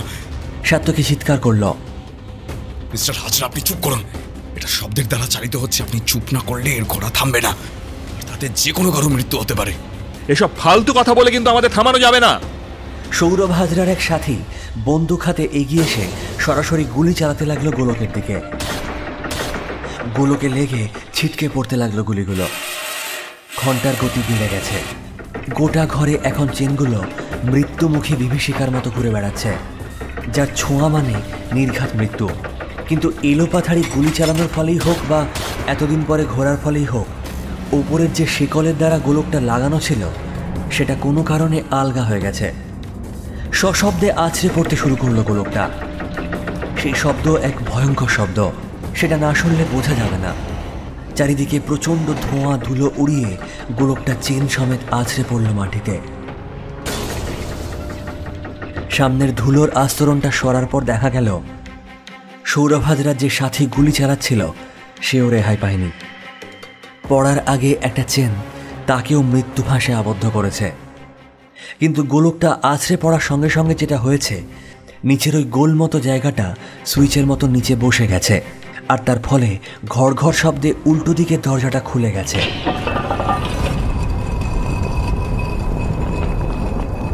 বন্দুকটা হাতে দৌড়ে এলো সৌরভ হাজরা আর তার সাথী। সরাসরি বন্দুকটা মাথায় ঠেকালো সাত্তকী আর মেঘনার। বলল, চলো ভেতরে চলো। নিরুপায় হয়ে ওরা ঢুকলো ভেতরে। কিন্তু এ কি? এটা তো একটা ছোট্ট ঘর, এবং ঘরটা সম্পূর্ণভাবে ফাঁকা আর অন্ধকার। এ কি? এই ঘরে তো কিছুই নেই! চিৎকার করে উঠল মিস্টার হাজরা। সাত্তকীও একটু অবাক হয়ে গেছে। তাহলে এত কিছুর পরেও এখানে কিছুই নেই? হাজরা শেষ সঙ্গী বলে উঠল, স্যার, এখানে তো কিছুই নেই। শুধু শুধু এখানে আমরা এলাম। এরা আমাদের ভুল পথ দেখে নিয়ে এসেছে। আমাদের বিরুদ্ধে গ্রামের লোক খেপিয়ে দিয়ে আমাদের অনেককে মেরেছে। এদেরকে ছাড়বো না স্যার। সাত্তকীর দিকে বন্দুক বার করে গুলি চালালো তার সঙ্গী। ঠিক এই সময় সাত্তকী মাথাটা সরিয়ে নিল। পরের গুলিটা চালানোর আগেই মেঘনা একটা হাই কিকে লোকটার হাতের বন্দুকটা ওপরে ছিটকে দিল। সৌরভ হাজরা সাত্তকীর দিকে লক্ষ্য করে গুলি চালালো, কিন্তু বন্দুক থেকে আর গুলি বেরোলো না। খট করে একটা শব্দ হলো। বন্দুকের গুলি শেষ। সাত্তকী বলল, এত এলোপাথারি গুলি চালালে আপনার বন্দুকে গুলি শেষ হবে না তো কি হবে? বলতে বলতে সোজাসুজি এগিয়ে এসে সৌরভ হাজরার মুখে একটা ঘুষি চালালো সাত্তকী। দক্ষ মুষ্টিযোদ্ধার মতো ঘুষিটা সহজেই এড়িয়ে গেল সৌরভ, কিন্তু এড়িয়ে যেতে যেতে একটা ঘুষি বসিয়ে দিল সাত্তকীর পাঁজরে। একটা শব্দ করে সাত্তকী পিছিয়ে গেল। সেইটা বুঝতে পেরেছে যে এই সৌরভ ভালো মুষ্টিযোদ্ধা, একে সহজে হারানো সম্ভব নয়। ওদিকে মেঘনা আর সৌরভ হাজরার সঙ্গীর মধ্যে একটা হাতাহাতি শুরু হয়েছে। মেঘনা যদিও ভালোই তাইকোন্ডো জানে, কিন্তু সৌরভ হাজরার সঙ্গী স্ট্রিট ফাইটে ভালোই পারদর্শী। মেঘনা ওকে খুব একটা কায়দা করতে পারছে না। এদিকে সাত্তকী আর সৌরভের মধ্যে হাতাহাতি শুরু হয়েছে। সাত্তকী যতটা হালকাভাবে নিয়েছিল সেটা ভুল করেছিল বুঝতে পেরেছে। সৌরভ যথেষ্ট ভালো একজন লড়াকু। মেঘনা বোধহয় একটু অসাবধানী হয়ে পড়েছিল, একটা আঘাত নেমে এলো মেঘনার মাথার ওপরে। খানিকক্ষণের জন্য চোখে অন্ধকার দেখল মেঘনা, মাটিতে বসে পড়ল। সেদিকে দেখতে গিয়ে সৌরভ হাজরা ছুটে আসা লাঠিটাকে এড়াতে পারল না সাত্যকী। তলপেট চেপে বসে পড়ল, ঝাঁপিয়ে পড়ল সৌরভ হাজরা আর তার সঙ্গী। প্রথমবারটা একতরফাই হলো। ওরা একটা লাঠিও জোগাড় করেছিল, এলো পাথাড়ি মারল সাত্যকীর পড়ে থাকা শরীরের ওপর।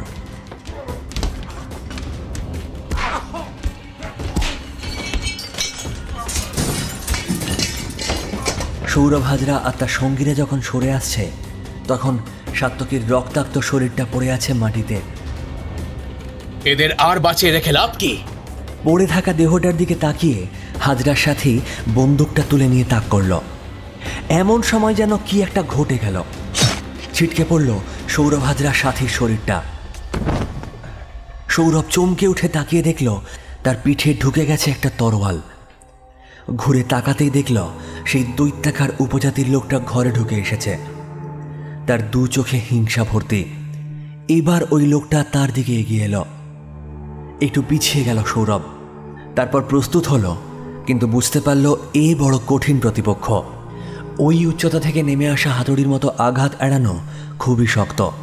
তার উপর লোকটার শরীর যেন পাথর দিয়ে তৈরি, যেসব আঘাতে মানুষ অজ্ঞান হয়ে পড়বে। এই অসম লড়াই বেশিক্ষণ চলল না। কিছুক্ষণের মধ্যেই সৌরভ হাজরা হাঁটু গেড়ে বসে পড়ল।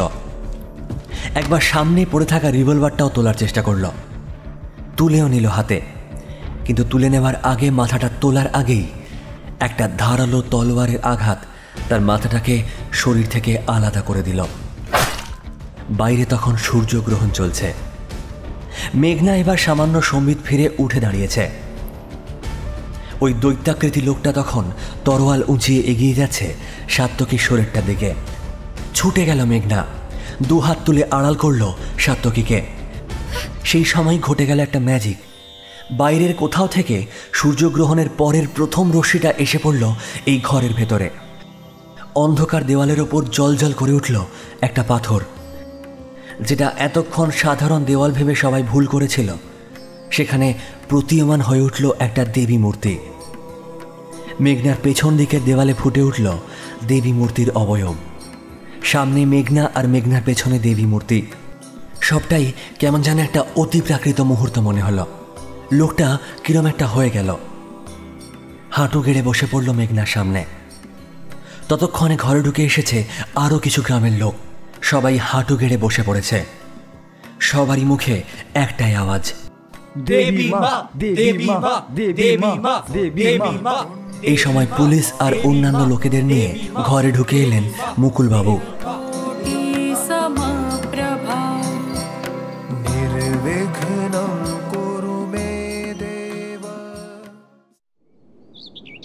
কথা হচ্ছিল মুকুলবাবুর তাঁবুতে বসে।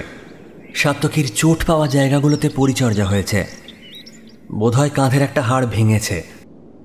মুকুলবাবু বললেন, মানে ওই মন্দিরটার দেওয়ালের মধ্যে মূর্তিটাকে গেঁথে দেওয়া হয়েছে। এই মূর্তিটা বার করতে গেলে এখানকার মন্দিরটা ভেঙে পড়বে। এখানকার পুলিশেরা ওই উপজাতি লোকেদের বিরুদ্ধে অ্যাকশন নিতে খুব একটা আগ্রহী নয়। তবে তাদেরকে আমরা রিকোয়েস্ট করেছি যাতে ওই পাথরটা আমাদের গবেষণার জন্য দেওয়া হয়। যদি পাথরটা সত্যি সত্যি পাওয়া যায় তাহলে হয়তো চিকিৎসা বিজ্ঞানের একটা নতুন দিক খুলে যেতে পারে। কিন্তু বুঝতেই তো পারছো, লোকাল সেন্টিমেন্ট, তার উপর ব্যাপারটা এখন চারিদিকে জানাজানি হয়ে গেছে। কতটা হাতে পাওয়া যায় দেখা যাক।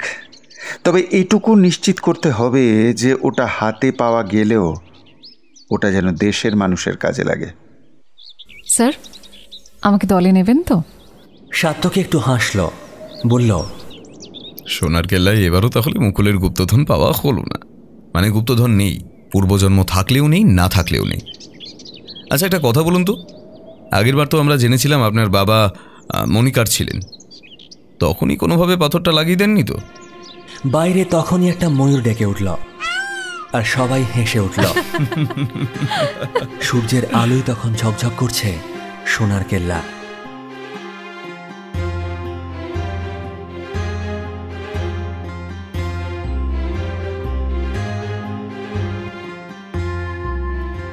আজ আপনারা কাহনে শুনলেন শাশ্বত ধরের কাহিনী রাজস্থানের রক্তপাত। গল্পটা যদি আপনাদের ভালো লেগে থাকে প্লিজ গল্পতে একটা লাইক করে কাহনে একটা সাবস্ক্রাইব করে দেবেন কাইন্ডলি।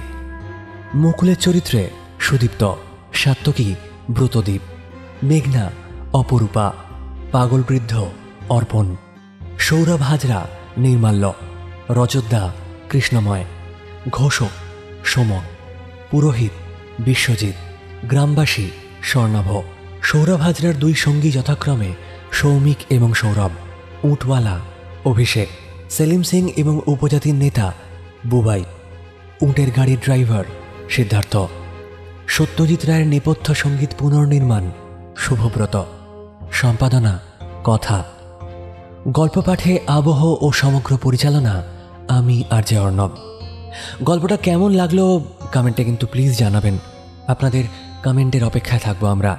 আর আগামী সপ্তাহে আরও একটি দুর্দান্ত গল্প নিয়ে ফিরবে কাহন।